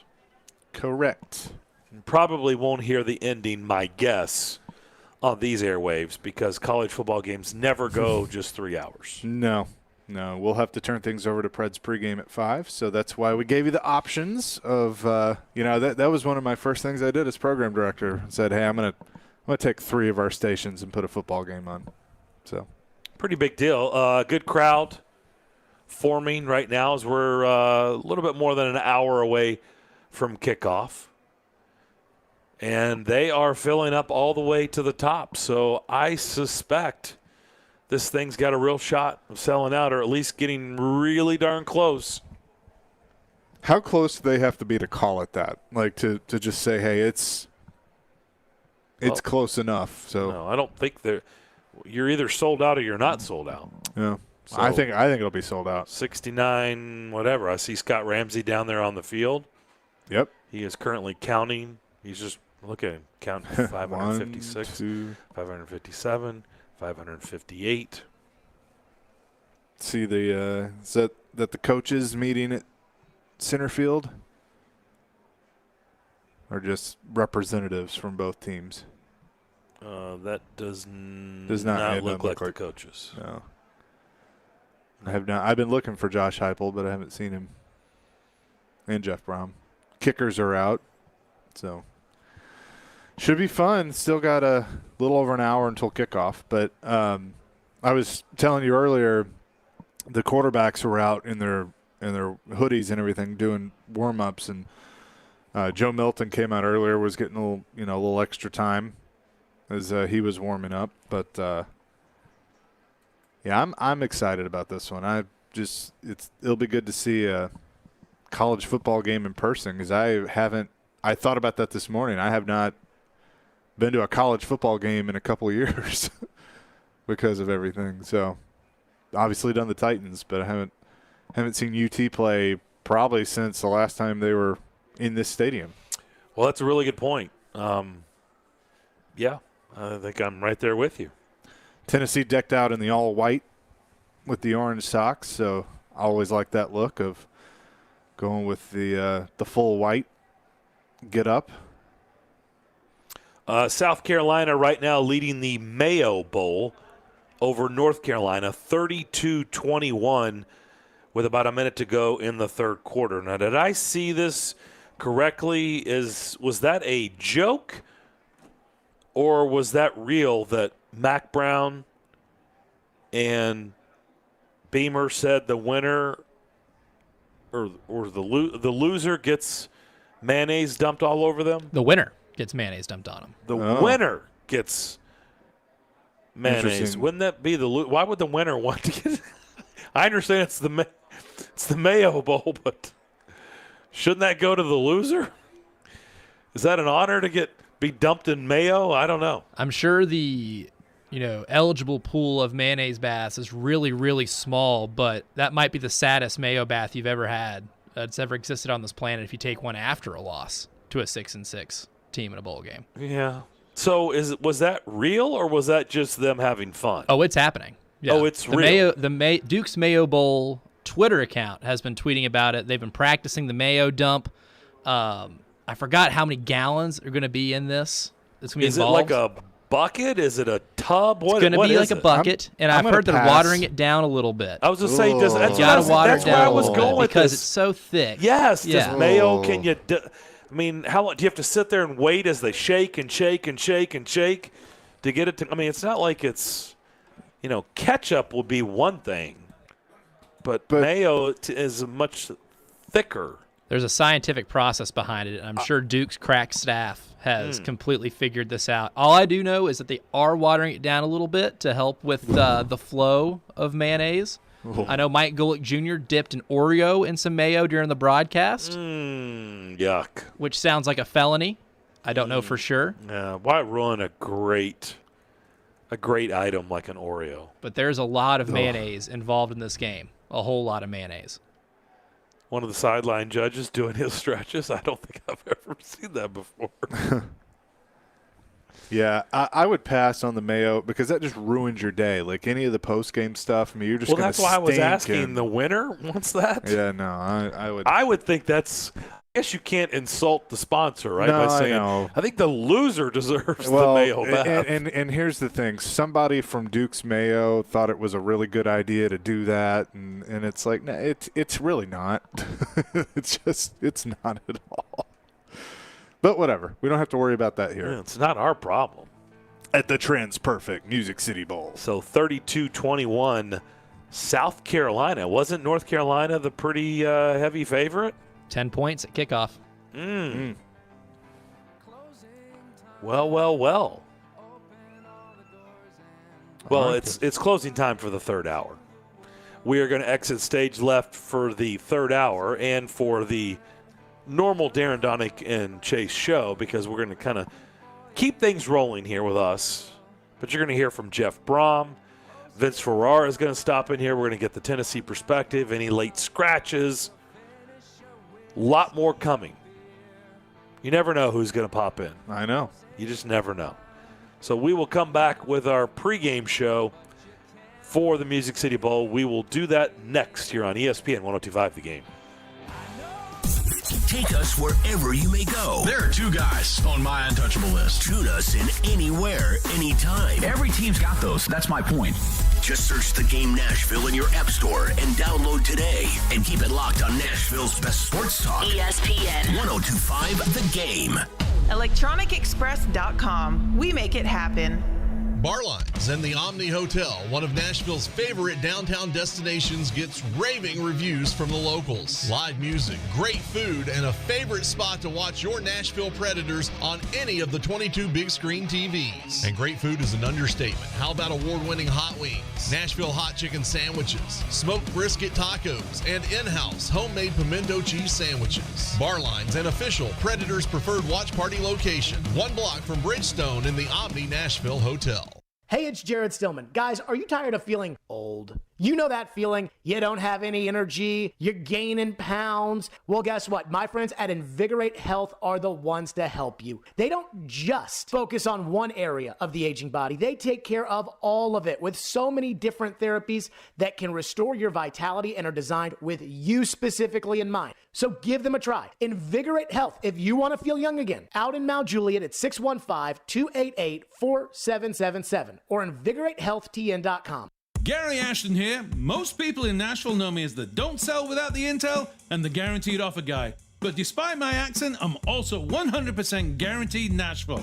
I'm a guaranteed musician, a guaranteed dog lover, and you're also guaranteed to see me at every Titans and Preds game. Guaranteed offer means the Gary Ashton team with RE/MAX Advantage will sell your house for top dollar with no cleaning, staging, showings, or open houses, and give you up to 90 days to close. So there's plenty of time to find your next home. Guaranteed Nashville means my team lives here and loves it here. We've served Nashville for over 20 years, and we're passionate about helping the people we call neighbors and friends, which is why we've had a long-standing tradition of donating to the Vanderbilt Children's Hospital. If you're thinking about a guaranteed offer, get the only one that's guaranteed Nashville. Request a no-obligation offer by calling 615-301-1650 or go to GaryAshton.com today. Remember, Gary Ashton, guaranteed Nashville. 312 Pizza Company is Nashville's authentic Chicago pizzeria, and they're now hiring. Work for a family-owned business and be a part of their incredible team. 312 Pizza Company is hiring for all positions, including host, waitstaff, bartenders, cooks, and more. 312 Pizza Company offers health insurance and paid time off to full-time employees. Contact Kimberly at 615-730-7888 or email at contact@312pizzaco.com. 312 is an equal opportunity employer. It's the official Bud Light Preds watch party as the Predators take on the Columbus Blue Jackets today. Puck drops at 6, but the party starts at 5:30 with all kinds of specials. See you at Headquarters Beercade downtown Nashville on 2nd Avenue. Go Preds! TL 093021, beneficiary because you played. You'd be amazed to learn what one Tennessee lottery ticket can lead to. For you, it could be lucky, but for others, it could open the door to so much more. With nearly $6 billion raised for education, the Tennessee Lottery has proudly funded over $1.5 million scholarships and grants. That means, on average, more than 130,000 Tennesseans every year continue their education just because you played. The Tennessee Education Lottery, game-changing, education-benefiting fun. Nashville's best sports talk, locally owned, home of our Nashville Predators. WPRT-FM Pegram, 97.5 Murfreesboro, WBUZ HD2 Laverne, online at thegamenashville.com. We are ESPN 102.5 The Game. Live from Nissan Stadium, this is the official pregame show of the TransPerfect Music City Bowl with Darren McFarland and Chase McCabe. Presented by Volunteer Hose and Gasket, Mercedes-Benz of Music City, Delta Dental, the Tennessee Lottery, and the Tennessee Highway Safety Office. On ESPN 102.5 The Game, 94.9, and 93.3 Classic Hits. Hour away from kickoff, the TransPerfect Music City Bowl here at Nissan Stadium. Darren McFarland, Chase McCabe here live at Nissan Stadium as the crowd, the bands, the players, the coaches are getting ready for this bowl game, which is pretty darn close to a sellout. It may be, in fact, by kickoff, a sellout. Vince Ferrara, WNML, the sports animal there in Knoxville. He has been down on the field taking pictures, going up, getting good information, finding out who's in, who's out. Give me the scoop.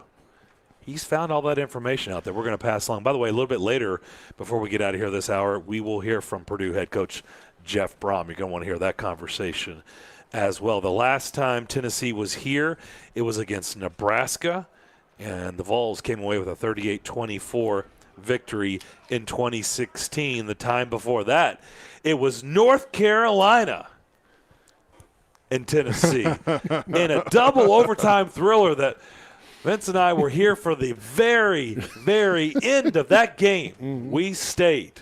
We were here. We were on the field. Of course, I tried to get us to leave early, but Vince was like, let's watch a couple more plays. I was like, all right. Then things got interesting. And I was like, oh, I guess we're not leaving. Just in case. Just in case. So neither one of you were working? You were just here, or you were working? That was 2010. Yeah, I think I was on a sports animal credential, so working. Yeah, you were working. We were in the press box before working, right. And then at the end of the game, they let you go down to the field. And are they doing that today? Can you go to the field at all? I think so, but I don't. I expect the turnaround for post game to be pretty quick, so I wasn't planning on doing that tonight. But sometimes you can do it. So. As you know, Chase, that was 8 months. By the way, is that Jordan Rogers? Yes. It's the Tom Hart, Cole Kublik, Jordan Rogers crew. Nice. Well, we'll have to holler at Jordan. Yeah, we should have done that this week. Well. Hey, you talk about things I found I was looking for. Those guys were one of them. But you guys here, seeing you in person, I know. That's big time. It is nice. It's been nice here today. Looks like the weather's going to be all right. Last night wouldn't have been good if the game was last night. So it's two of main events that the bowl had. Unfortunately, the Battle of the Bands got bagged last night. Right, last of the night. Weather. And then the welcome event that they were going to party. do. Yeah, that got bagged. So those are the two big things. We're looking on the itinerary for other team events that you typically see at bowls throughout the week, and there was nothing other than the joint press conference yesterday. Well, you know what, though? The most important thing that hasn't been bagged is the game. Exactly. Wait, how much time is there left? Does UCLA have a say in this? Well, Dave Doran's game was bagged 4 hours prior, so I think we're good. Okay. We're in that in that window. By the way, that story is pretty amazing. He learned on Twitter from a reporter. Oh, I had not heard that. Oh, Wow, you haven't heard what he said the NCAA stands for? No clue at all. As I said today on the show, Dave Doring becoming one of my more favorite head coaches in college football. No clue at all. He learned of the Poinsettia Bowl in San Diego being bagged 4 hours prior to kickoff on Twitter from a reporter. Not from UCLA, not from the NCAA, from a reporter on Twitter. See, we do have a purpose. Well, there you go. Dana Holgerson, meanwhile, is complaining that he's the second team in the postgame press conference. He had to wait 20 minutes after their bowl win. So what are you expecting here today? Let's go through. We learned yesterday no Cade Mays. Right. Surprise, not a surprise. No. And surprise is that no one was asking him, so I did. So that's when he said, yeah, he's not. So no one had asked until you asked him yesterday. Correct.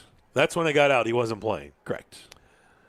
Wow. And it's not like you were 20 minutes in or anything like that because it only lasted, 12, 13 minutes. But I thought somebody might lead with that at the beginning. Yeah. I think part of that is he talks so little about guys being hurt and injured and who's available that it kind of lulls you into, well, why am I even going to bother? Because he's just going to say, well, we'll determine that on Friday. And we never get a chance to talk to him at that point. Well, guess what? This would be on a game week. This would be the Friday, the day before the game, when they determine whether players are available or not. So that's why I thought, okay, let's give it a shot. So that's when he said he would not play. So that's 2 starters that Tennessee will be without, which looks like it could be 4 less than number of Purdue starters out. That really changes this game. And you ask, what do I expect? I'm not sure this game is going to be all that competitive, to be honest with you. Purdue's worst quarter is its first quarter, where it's been outscored. They've only scored 54 points in the first quarter. Tennessee leads the nation in points scored in the first quarter. Oh. Now, the second quarter flips. It's a much better quarter for Purdue this season, and Tennessee drops way back around about even in the second quarter. So there's a chance, I guess, it could come back a little bit in the second quarter, but will it be out of reach? I mean, it's going to be 21-0, 28-0 to where Purdue gets a couple touchdowns, really not changing much. So you really are feeling blowout. Yeah, at least by 2 scores, 2 to 3. You know, it might be one of those games where the final score won't indicate how decisive and how dominant Tennessee was. I kind of see it like that.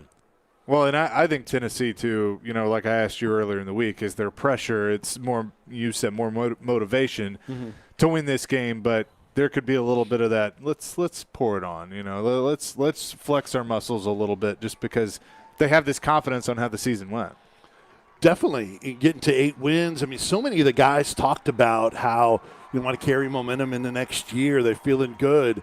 You haven't had anyone really hit the transfer portal. You have not since the end of the year. I think this team really likes playing with one another. A lot of guys have made decisions to come back. The one guy, and Alex Gillis kind of referenced it yesterday, we got one left on the table. And that one guy is Cade Mays, who's not playing today. Now, is it related whether he's playing or not? Is that, I think I'm leaning towards not coming back, so let me not risk it. Who knows? Or maybe it's just based on health, and then he'll make his decision separately. But that's really the last decision that's out there. So I think a lot of these guys are looking ahead to next year. I interviewed Princeton Fant for the pregame player interview on the network, and he said, yeah, we all talked about it and said, hey, let's do this. Let's try to get to Atlanta. So I do think that there's a belief that this game can help them make a statement towards next year. Looks like they're about to pound the drum. Cole Kubelik and Jordan Rogers. Are they doing it? How about Tom that? Hart, yeah. And Tom Hart. How about Nice. that? Or maybe they're just getting a stand-up in front of it. By the way, Little Twitter shot. Little social media shot. They're posing in front of the Purdue band. There was a game this year where I think Purdue's band wasn't able. Was it? It's a game where they couldn't get into the stadium or something. Yeah, no, they wouldn't let them in with the drum. It was Right. Wasn't it the one at? I thought it was Notre Dame. Was it Notre Dame? Is that who it was? It wouldn't fit. Well, it wouldn't fit, right? Yeah, when they were at Notre Dame or something like that. I think that's what it was. It wouldn't fit through the tunnel. Yeah. I think that's right. That doesn't make any sense now that I think about it. I think there's a little now I can't fit. We don't Right. want it here. By the way, we're talking about what players have said, and I think the Tennessee team sound very motivated. I think they're taking this game seriously. Did you guys hear or talk about what Matt Butler said this week about practicing at Vandy? No. Oh boy. So Matt Butler was asked about practicing here at Vanderbilt, and he started smiling. He was like, "Yeah, it's kind of hilarious that we're practicing here at Vanderbilt Stadium, and they can't do anything about it." Oh, he said it's kind of rub it in a little bit and take my foot and rub it into the V on the field a little bit. Little bulletin board material. Yeah. They're not playing head-to-head. I mean, Vandy always has incentive against Tennessee. There's two players after that, and I'm guessing that they were kind of told, let's calm it down a little bit. He did it so matter-of-factly, and with a smile on his face. I don't think he intended, I'm going to bury Vandy. I just think he just kind of came out that way. He was being honest, but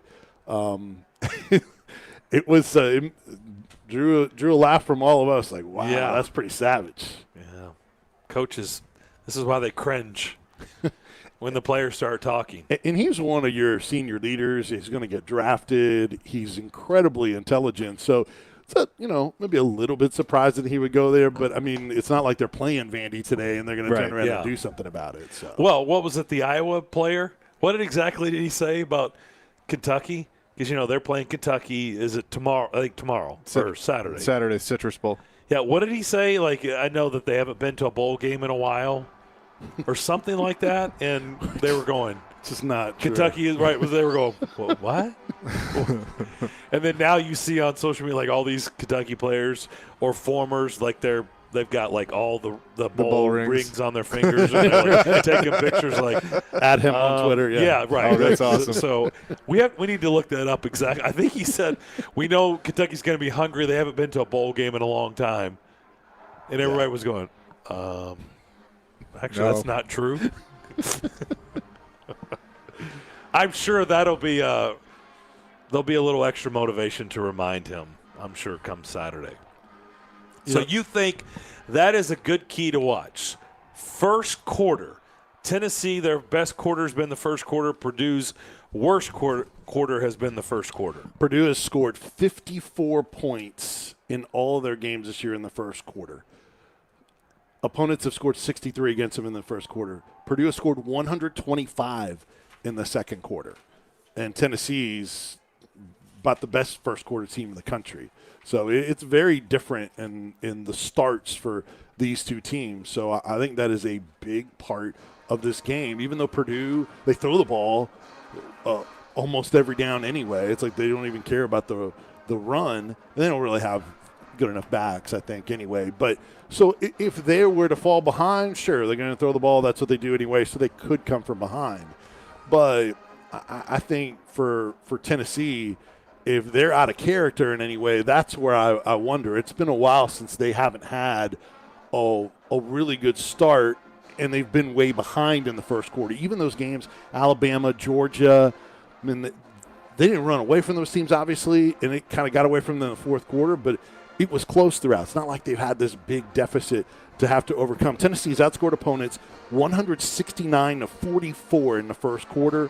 Second quarter, it flips. Score 109, giving up 127. So the Vols have scored 169 points in the first quarter this season. Purdue has scored 54. Correct. Ooh.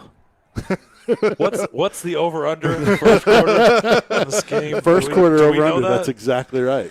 Do we know that? Let's just check. Can we stop? Vince, keep enlightening our audience while we check on first quarter over-under. In this game. One thing yesterday at the joint press conference that was interesting is hearing Alex Golish gush about all the players that are coming back for Tennessee. 14. 14? The over-under is 14 for the first quarter? Yep. I mean, I guess it could be 14-0 Tennessee. Huh. Yep. There you go. Okay. Yeah, because 12 games, 169, that's under. 14, The first half total is 33. So there you go. We are your gambling station. And 169, you said 169, right? 169, yep. So Tennessee's averaging? Yeah. There you go. 14 points. Right. Vegas knows.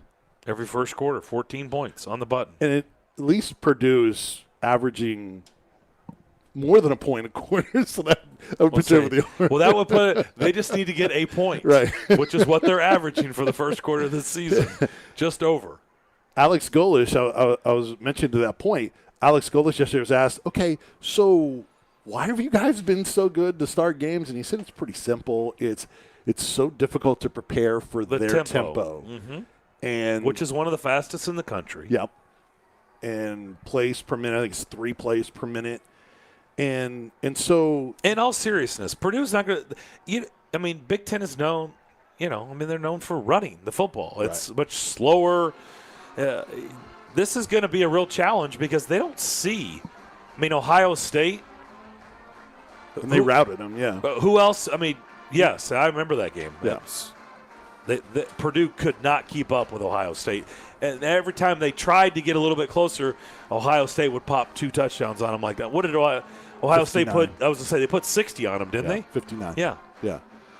And nobody, and that's been something that's been asked of Brom, I've asked Tennessee players, is there anyone that Purdue looks like from your standpoint? And Purdue players have been asked about Tennessee, and there's really not much of a comp for anybody out there. The tempo is so much different than what they have seen. I guess Ohio State might be the closest in terms of when Ohio State wants to go, they can really go as well, but they don't do that all the time. So I don't think Purdue has seen anything like that, and I think it's going to be a big adjustment for them. Overall, I think the team speed, not that Tennessee is where they need to be in team speed, but I think that's an adjustment for Purdue overall because other than Ohio State, they're not seeing the fastest of teams in that conference either. So let me ask you this. You mentioned earlier of, that bringing the offense back and most everybody coming back. We'll see with Cade Mays and the idea of, let's see if we can get to Atlanta. Realistically, how close do you think they are to that after 1 year of Josh Heupel? I think there's a good chance some of the preseason projections next year have them second in the East. So I'm certainly not picking them over Georgia, but second in the East at least puts you in the conversation to think about it. ESPN's FPI projects them at 9-3 next year. And when I hear that, I'm like, whoa, hang on. Let me take a deep breath and try to process a 9-win season for Tennessee.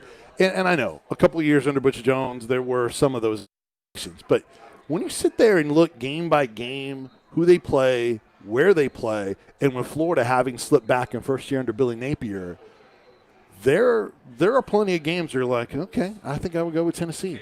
So at 9 wins, at least you're in that conversation, Chase. I just, obviously I'm one that tempers expectations, and they've overachieved this year. I mean, there's no doubt about that, and they should be very proud of that. But, there's 2 measuring stick games for them every year, Georgia and Alabama. And until I actually see it, I'm not going to sit here and say, hey, the Vols are back. It's just that you got to get to that point where you're at least competitive in those games.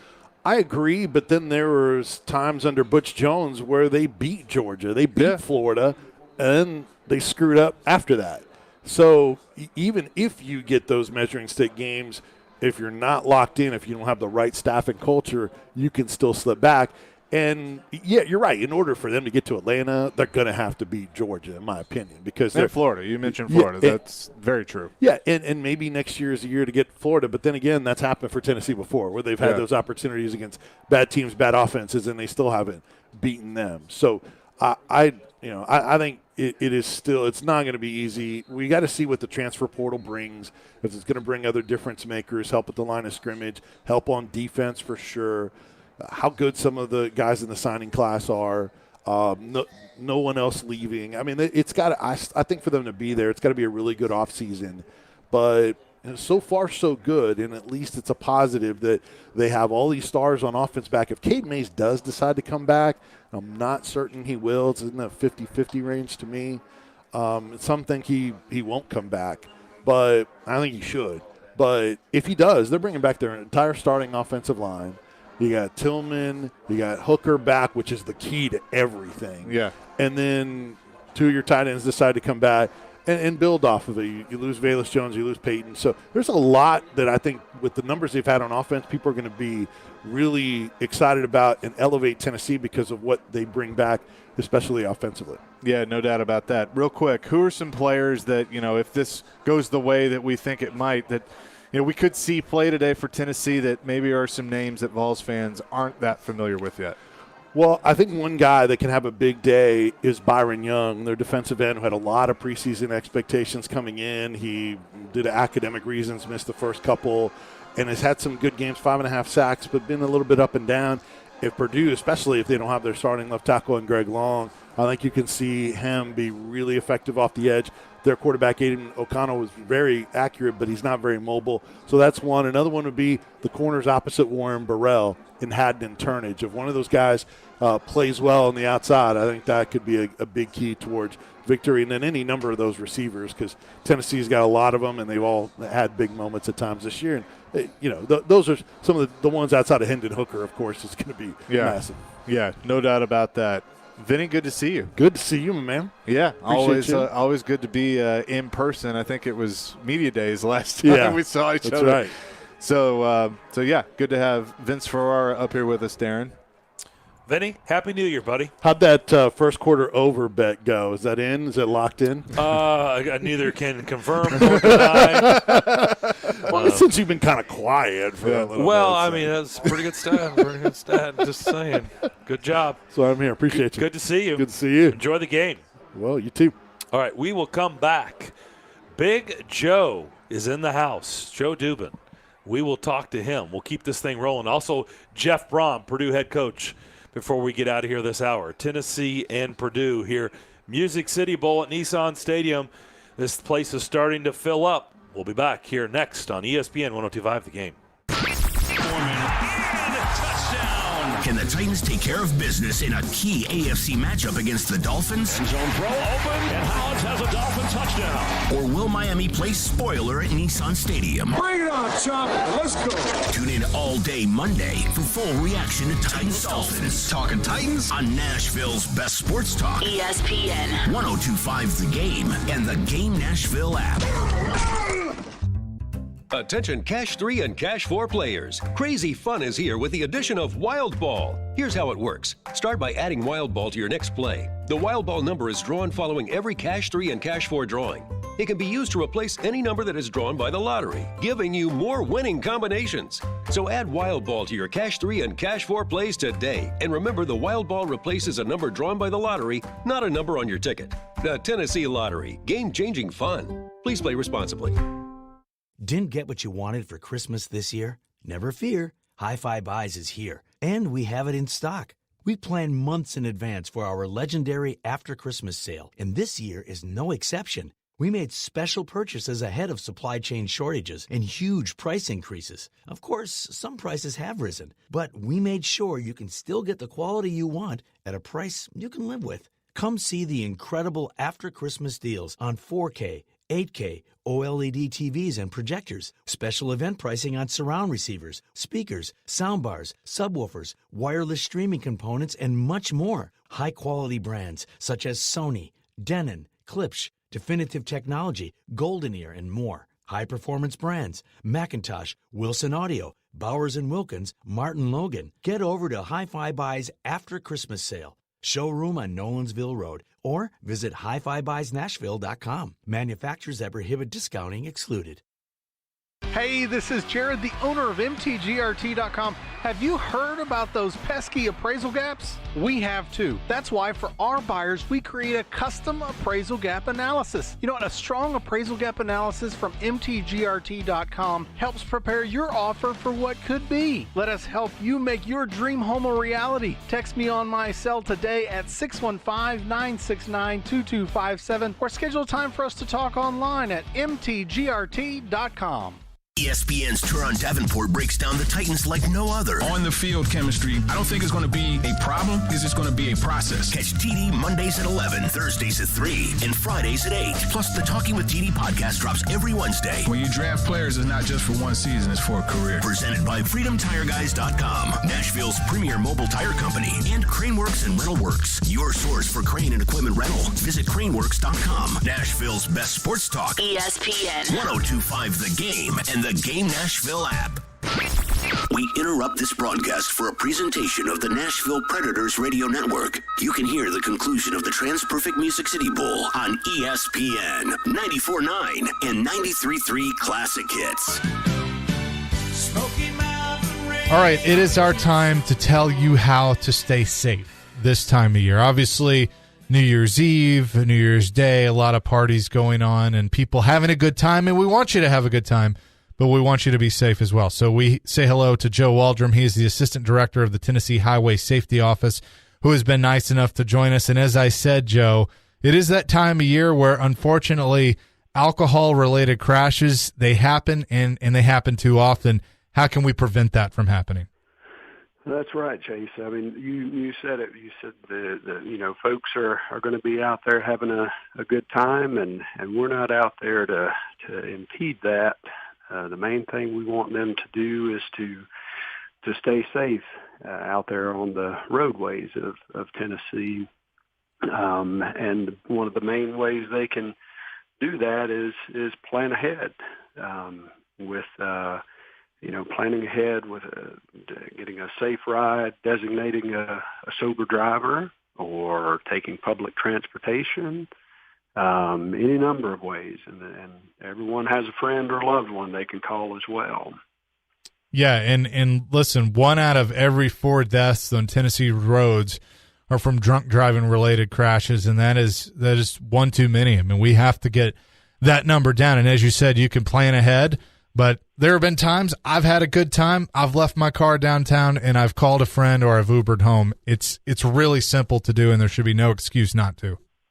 Right, and most people do think about that. They think about a sober ride, making plans for one on New Year's, but statistics show that there are more alcohol-impaired crashes during New Year's Eve than any other holiday.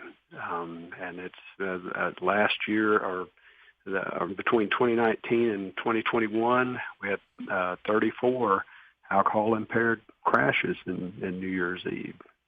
Unfortunately, Joe, roadway deaths are up this year in Tennessee, about over 100 more lives lost than last year, and they're easily preventable. You know, we've talked about getting a ride home if you've had too much to drink, but as simple as wearing your seatbelt can also help prevent that. Absolutely. Human error accounts for between 94 and 96% of all crashes. And if you back that up and factor out the human error, our fatalities would look a lot different. It would be somewhere closer to 79 or 80 fatalities on our roadways. And seatbelts are one of the main ways that folks can prevent serious injury or death on the roadways. It's an easy thing to do. And also a couple of years ago, the law was put in place of not having devices in your hand, and that therefore leading to distracted driving, because we know that causes quite a bit of crashes as well, even though there are laws in place to help prevent that. That's right, Chase. It requires the driver to just be disciplined and put the phone away. You know, it can wait, whatever it is, a message or a phone call, or it's easy to pull over as well and take a call or send a text and then just get back on the road. And people don't realize how far they travel when they look down on the phone. traveling at interstate speeds, they cover the distance of about a football field length. And you use that keyword speeds. I think everybody at some point in time has been guilty of a lead foot, but we're also trying to slow people down this time of year when there's even more people out on the road. That's right, and that's another easy one. Is just taking your time, plan ahead, build in some extra time to get to wherever it is you might be going, and just backing off that speed a little bit. Well, Joe, thanks for joining us and getting the word out here from the Tennessee Highway Safety Office. Let's keep everybody safe, and I hope you have a Happy New Year. All right. Thank you so much, Chase. Have a good day.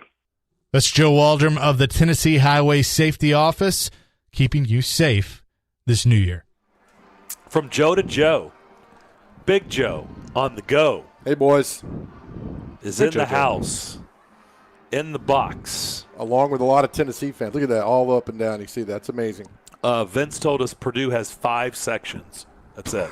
And 2 of them are for the band. Oh, my goodness. That's not a joke. That's serious. I'm excited. Darren, we just talked about it. I'm excited to see Nissan Stadium packed. And you said it was packed for the Titans 49ers. A week ago. But, I mean, it's up. I mean, they're filling in here nicely. So, good for the Music. We all know the Music City Bowl, Scott Ramsey and everybody. It's good for the city. It's good for the stadium. It's good for the people. So, I'm glad that this game hopefully will sell out. I mean, they're already up at the top row, so I suspect.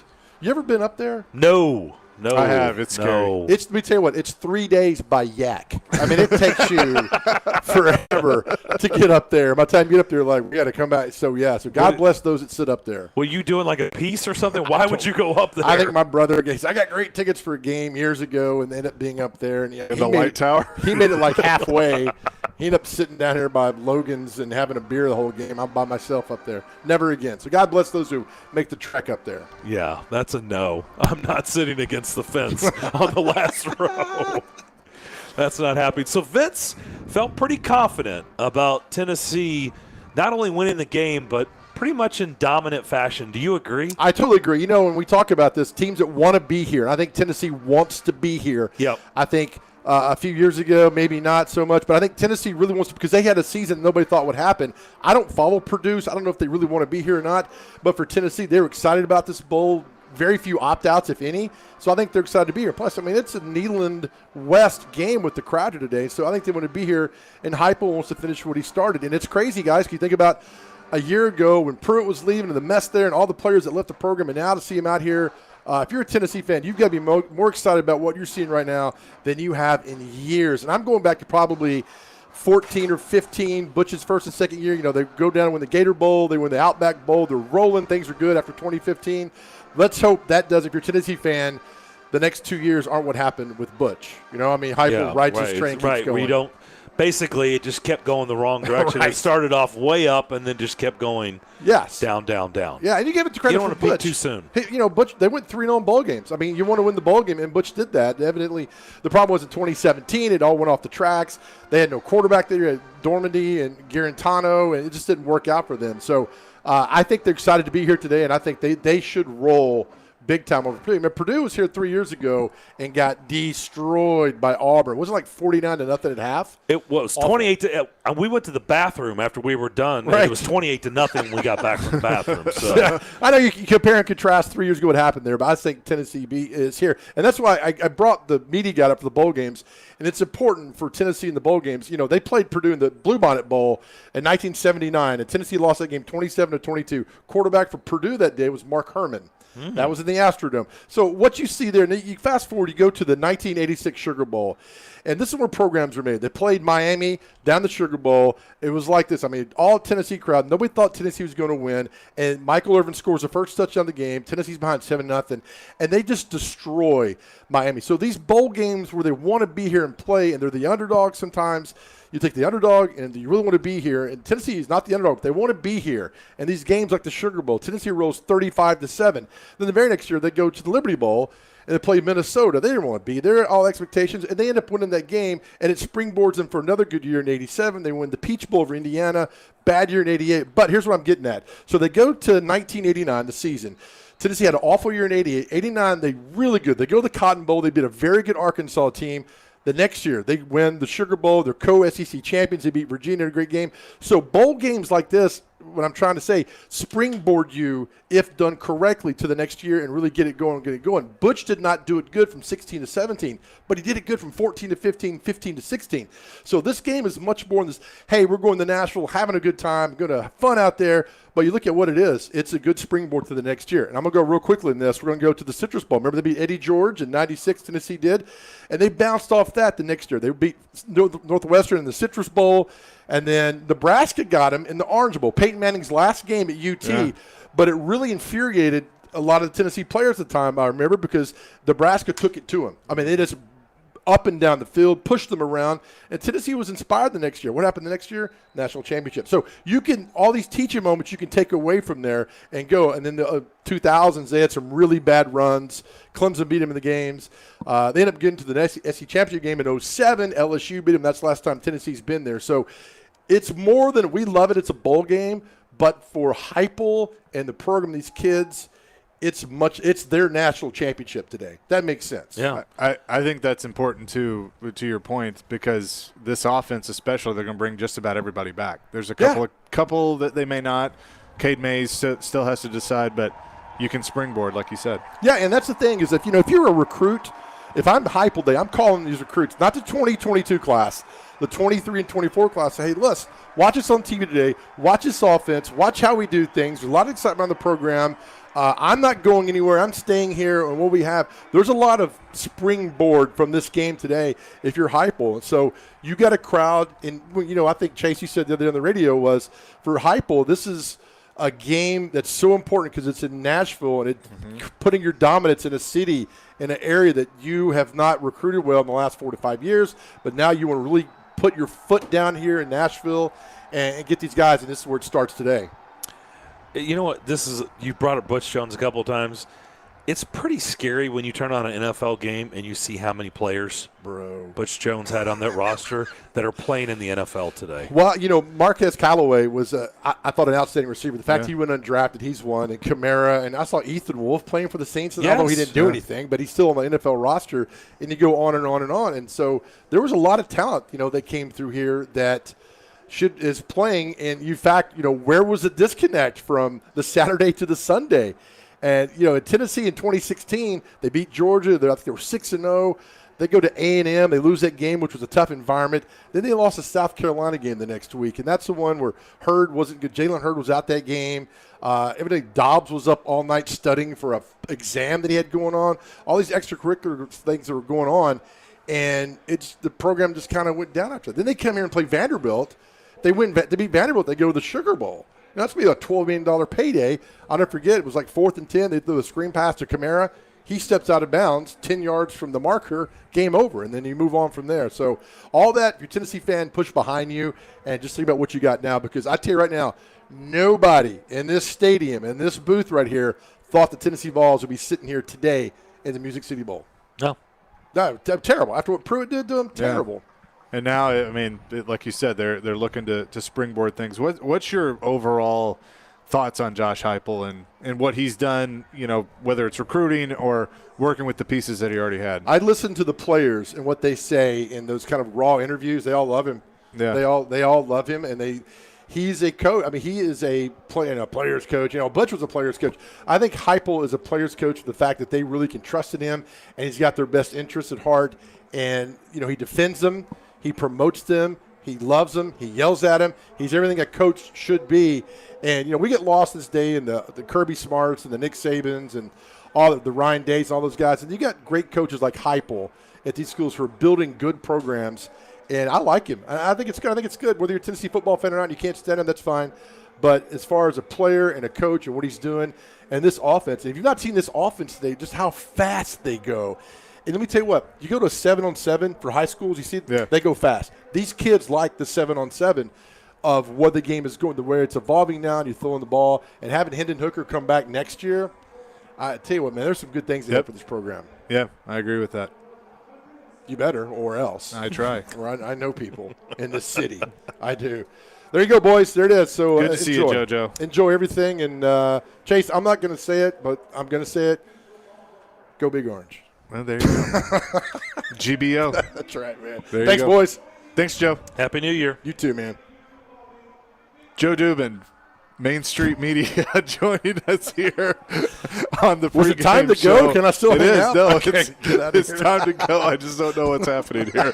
We'll be back with more here on See ya. ESPN 102.5 The Game, 94.9 and 93.3 Classic Hits. Attention Cash 3 and Cash 4 players. Crazy fun is here with the addition of Wild Ball. Here's how it works. Start by adding Wild Ball to your next play. The Wild Ball number is drawn following every Cash 3 and Cash 4 drawing. It can be used to replace any number that is drawn by the lottery, giving you more winning combinations.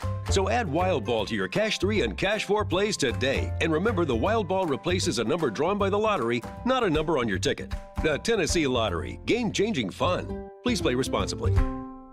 Didn't get what you wanted for Christmas this year? Never fear. Hi-Fi Buys is here, and we have it in stock. We plan months in advance for our legendary After Christmas sale, and this year is no exception. We made special purchases ahead of supply chain shortages and huge price increases. Of course, some prices have risen, but we made sure you can still get the quality you want at a price you can live with. Come see the incredible After Christmas deals on 4K, 8K, OLED TVs and projectors, special event pricing on surround receivers, speakers, soundbars, subwoofers, wireless streaming components, and much more. High-quality brands such as Sony, Denon, Klipsch, Definitive Technology, Golden Ear, and more. High-performance brands, Macintosh, Wilson Audio, Bowers & Wilkins, Martin Logan. Get over to Hi-Fi Buy's After Christmas sale. Showroom on Nolansville Road, or visit HiFiBuysNashville.com. Manufacturers that prohibit discounting excluded.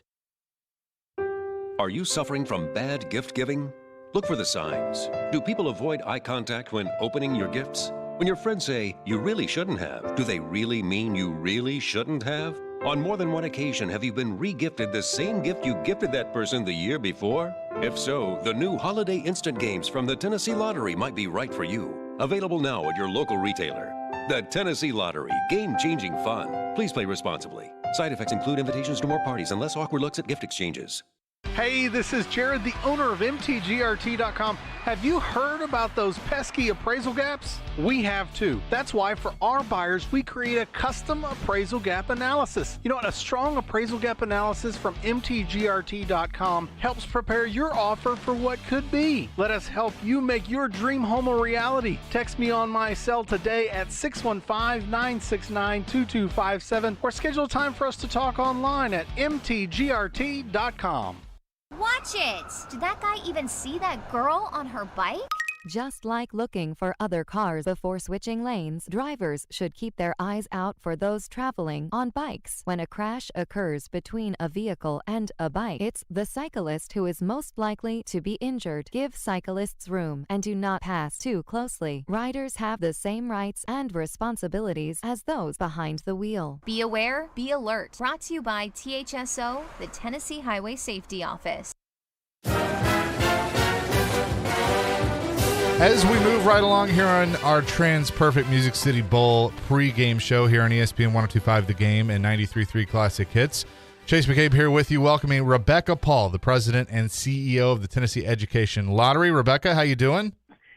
I'm doing great. You guys are doing a great job.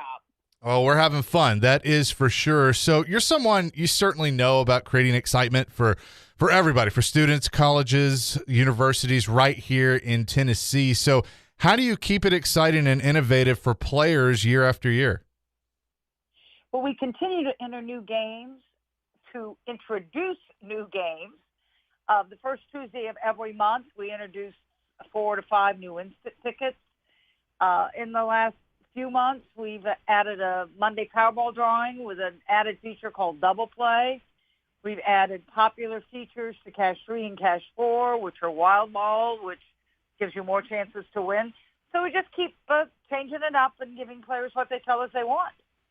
I can remember growing up when, all of this was going through legislation and, are we going to get the lottery? And then it finally happens. And to see the mission that you all have and all the work that you all have done, what has been the biggest impact on education? Well, clearly the biggest impact of the lottery completely is what it's done to education and students. We have over 1.6 million students who've received scholarships or grants, 13,000 awards last year alone at UT Knoxville. We've raised over $6 billion, that's with a B, for all of the programs and grants that we fund, like Hope Scholarships, Tennessee Promise, Tennessee Reconnect, the TCAT scholarships. So it's been a huge impact on well over 1.5 million students right here in the state of Tennessee.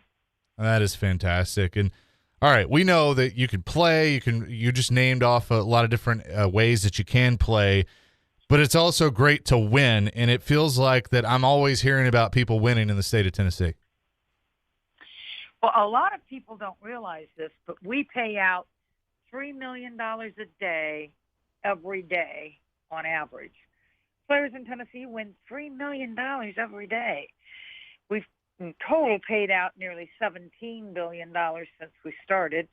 And in fact, 332 people have won $1 million or more since we started. So it's kind of fun when you get to give out those big checks. One of my favorites is a program we have called Play It Again. It doesn't cost you anything to enter. You enter a non-winning lottery ticket, and we hold a drawing, and had somebody win $1 million just last week. That is awesome. I need to be one of those people for sure. Enter your non-winning tickets into our Play It Again program, and who knows, you might get a call from me. I would like that for sure. So what are some things, Rebecca, that you all have coming up that players want to hear about?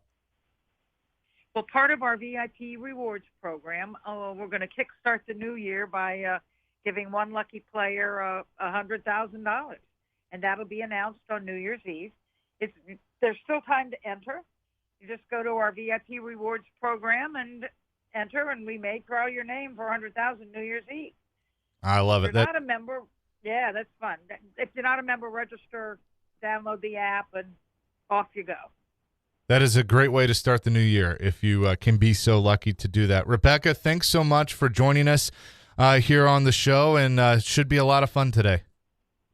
It should be. Certainly I'll be rooting for the Volunteers, even though I am from Indiana. I'm still a volunteer at heart. I love it. I love it. Rebecca Paul, President and CEO of the Tennessee Education Lottery Corporation. Rebecca, thanks so much.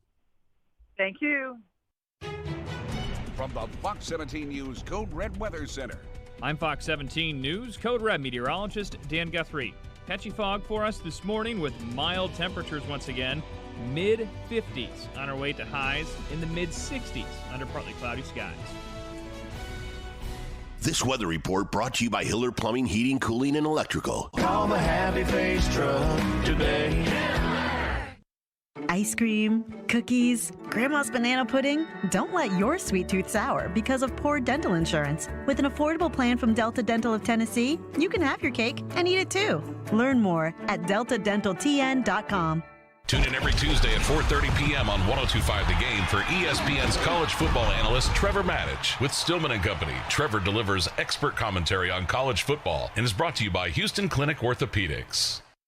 It's the half-off after Christmas sale at Social Furniture. Head down to Social Furniture today to receive half off on select items. That's right, half off on select items. They have truckloads of the best selection of furniture and have all your furniture needs. Hurry up and come down to Social Furniture today for the best selection of furniture before it's gone. Visit Social Furniture on the west side at 5412 Charlotte Avenue, on the web at mysocialfurniture.com. Social Furniture is a proud supporter of your Nashville Predators.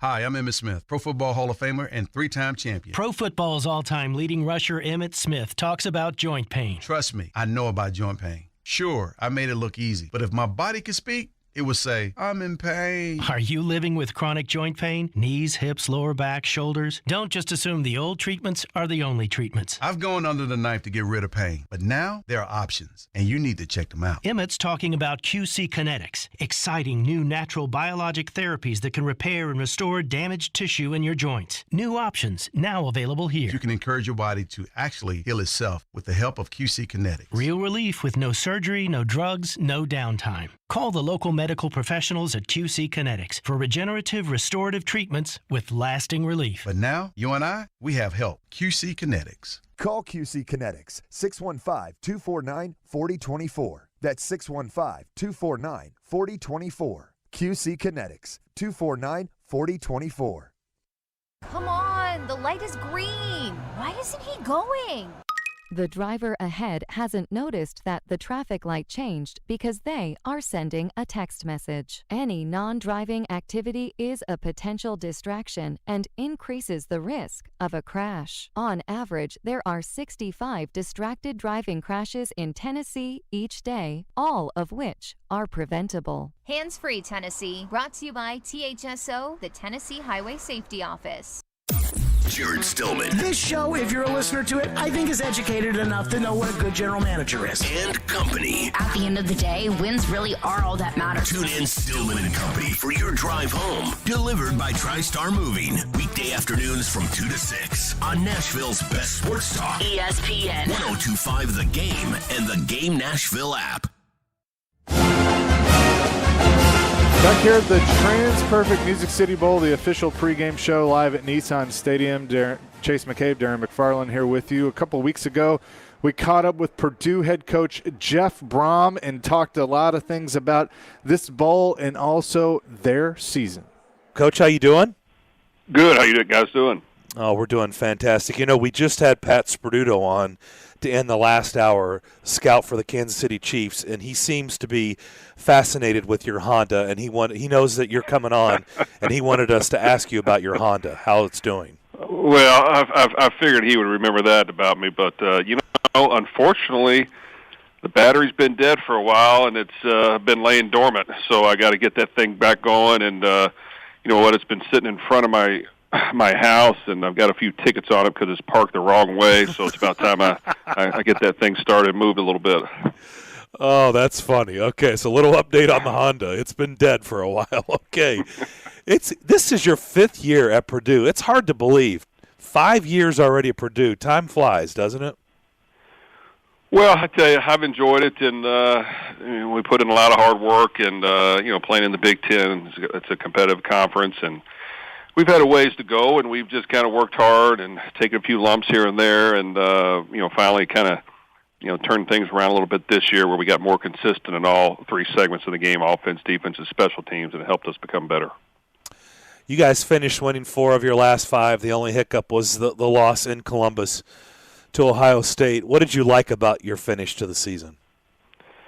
Well, I think we improved as the year went on, and we kept trying to finish strong. And we won some big football games. We didn't play Ohio State the way we wanted. It was probably our worst defensive game, but we scored some points on them, and we hung in there. And really, when you when you play those tough opponents and those type of games, it just helps your team get better. So we found a way to really become more consistent, not turn it over as much. Win that battle, try to eliminate some negative plays. I just think overall, all of our coaches and players put in a lot of hard work. They were hungry, and we found a way to finish strong. What does it mean for you, Jeff, to be coming back to these parts? Well, Nashville's a great town, and enjoyed my time in Bowling Green in Southern Kentucky, but Nashville's a great town, and Tennessee has a lot of history and tradition in their program. So anytime you get a chance to play against those guys, it's a great opportunity. Playing in the Titan Stadium is going to be a lot of fun. I know, when I lived in Bowling Green, heading down to Nashville for a night or two was always a lot of fun, and you look forward to it. So it's just a lot to do. The city's really grown. I know our fans are looking forward to coming down.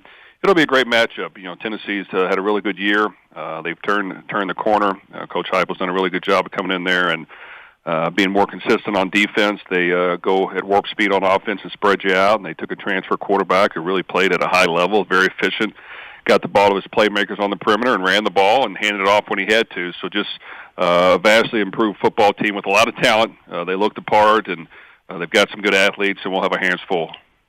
Yeah, and you were no stranger to scoring points, whether it's Purdue or at Western Kentucky, for sure. And you certainly have your hands all over the offense. And that's where I was going with this. it'd be one thing if Tennessee's offense was unique. Like, let's say if you have to play Army, you don't see that. So you have to prepare differently, and people say how challenging that is in a short amount of time. But, you're right. Tennessee, I think, has one of the fastest offenses in the country. But upbeat, up-tempo, the offenses today, this is basically what you see it so much now. Does that make things a little bit easier to prepare for because of that? Well, it won't be like preparing for the option. That is definitely a hard endeavor because you got to spend some time into it. What Tennessee does is they go at a really high speed, and they spread you out when they're doing it. They find a way to get it on the perimeter and make plays if you don't displace, and then they find a way to hand it off with a lot of big holes when you do, and they're just really good. You can tell they do that all the time. In our conference, to be quite honest, we don't see that a whole lot. It's more physical, power running teams, a little bit of spread here and there, but not near the tempo that Tennessee has ran with. Now, the flip side, if you find a way to, defend it correctly and stop it, well, then you may get the ball back sooner. But they've scored a lot of points, and I just think they have playmakers. The quarterback has done a really good job.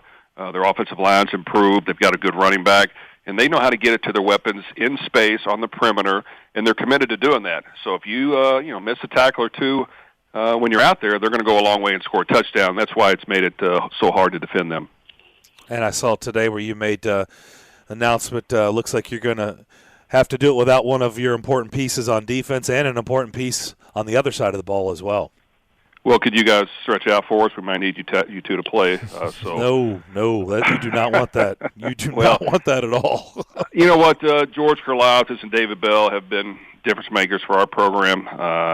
They've been here 3 years. They've played at a high level for 3 straight years. They're guys you got to account for when you're playing against them. So yeah, it'll hurt us without question. George really created a lot of penetration, created havoc in the backfield, made them get the ball out a lot faster. He demanded a lot of attention. David was a dynamic playmaker who just always consistently caught the football and found a way to make clutch catches at all times. And but at some point you're going to have to replace him. So we'd like to wait till next year. But you know what? New guys got to step up. They've got to go out there and prove their worth, and a lot of guys have been working hard, and you just hope that guys step up to the challenge and go out there and play as hard as they can and make plays. Willie? They're getting ready for the Music City Bowl. Oh, did I mute myself? Am I there? I think you did. You did. We got you. Okay, good. Coach, I just wanted to follow up on that. You played college ball. You've also been a coach long enough to come to grips with this is the trend. Top players who want to play at the next level, they make this decision sometimes. I'm just curious down the road, you having played and been in this situation, what comes to mind for you when I ask the question, I wonder how many of these players 15 or 20 years from now look back and say, I really wish I would have played in the Music City Bowl because I just loved going through all the things with the team. You only get so many times to play, put on the jersey, etc. I understand in the short term you want to be ready for the combine and all that stuff, but is it hard to maybe have that perspective? Well, I think you're making an accurate statement, and I actually agree with you. As a coach, you always want your players to finish what they started, and to be quite honest, I still think that if someone were to play at a high level in a bowl game when it's the only one on TV and you're playing a really good opponent, you could increase your stock. So I always think of it that way. And, anytime you go out there, you got a chance to reprove yourself. And whether you did well or not as well the previous game, you've got one more opportunity, and this is a big stage to go out and prove your worth. So that's the side I believe in, but yet I understand the other side. There's certain guys that have achieved so much, and they may be at a certain high level that they just feel like, I don't want to risk injury. I want to protect myself so I can move forward and do what's best for themselves and their family. And I understand. I just think sometimes, these players, as soon as things get over and they start to talk to agents, they're always going to tell them the other side. And, unfortunately, sometimes they, go with that over, playing in the game. But we're going to support our guys no matter what they do. But, yes, it's going to become a trend, and you're going to have quite a few guys that opt out and want to move on and get ready for the NFL. Purdue head coach Jeff Brom joining us here on the official pregame show for the TransPerfect Music City Bowl. My thanks to Volunteer Hose and Gasket, Mercedes-Benz of Music City, the Tennessee Lottery, Delta Dental, and the Tennessee Highway Safety Office. Keep it locked right here on 102.5 The Game, ESPN 94.9, and 93.3 Classic Hits for ESPN's coverage of the TransPerfect Music City Bowl, live from Nissan Stadium here in Nashville, Tennessee. Why is everyone driving like a maniac today? Information is widely available on the dangers of risky behavior on the road. The average vehicle weighs 1.4 tons and has the power to kill when not driven responsibly. On average, there are over 1,000 traffic crashes in Tennessee each day, most of which can be prevented. Buckle up, slow down, and stay focused. Let's work together to make our roads safer. Brought to you by THSO, the Tennessee Highway Safety Office. Do great prices and selection on trucks and SUVs still exist? They do in Truckville. Sarah Chevrolet Buick GMC of Nashville has the largest selection in Tennessee. And we keep getting fresh stock on our lots every day. We're committed to offering you our best price and a 5-star experience, which is why we're still known as the destination for trucks and SUVs. Come visit Truckville, Tennessee today in person or online at sarahnashville.com. Uh-oh, lots of blue lights up ahead. I wonder what happened up there. The crash ahead is severe. When an occupant is not properly restrained, they are at greater risk of being ejected. Once ejected, an occupant is more likely to be killed. Buckling up is the single most effective thing you can do to protect yourself in a crash. Buckle up, Tennessee. Every trip, every time. Brought to you by THSO, the Tennessee Highway Safety Office. Hey, it's Jared. Your body needs water. That doesn't mean it has to be boring. And I'm here to tell you to give Focus a try. Focus is a sparkling water with a spark. It's infused with a boost of natural tea caffeine, so you get clean energy without sugar, calories, or crash. Go to drinkfocus.com to find the full lineup of flavors and get them delivered right to your door. Enter promo code GAME at checkout for 15% off your first order. Focus is also available at your local Publix. That's Focus, P-H-O-C-U-S, on the web at drinkfocus.com. Nashville's best sports talk, locally owned, home of our Nashville Predators. WPRT-FM Pegram, 97.5 Murfreesboro, WBUZ HD2 Laverne, online at thegamenashville.com. We are ESPN 102.5 The Game.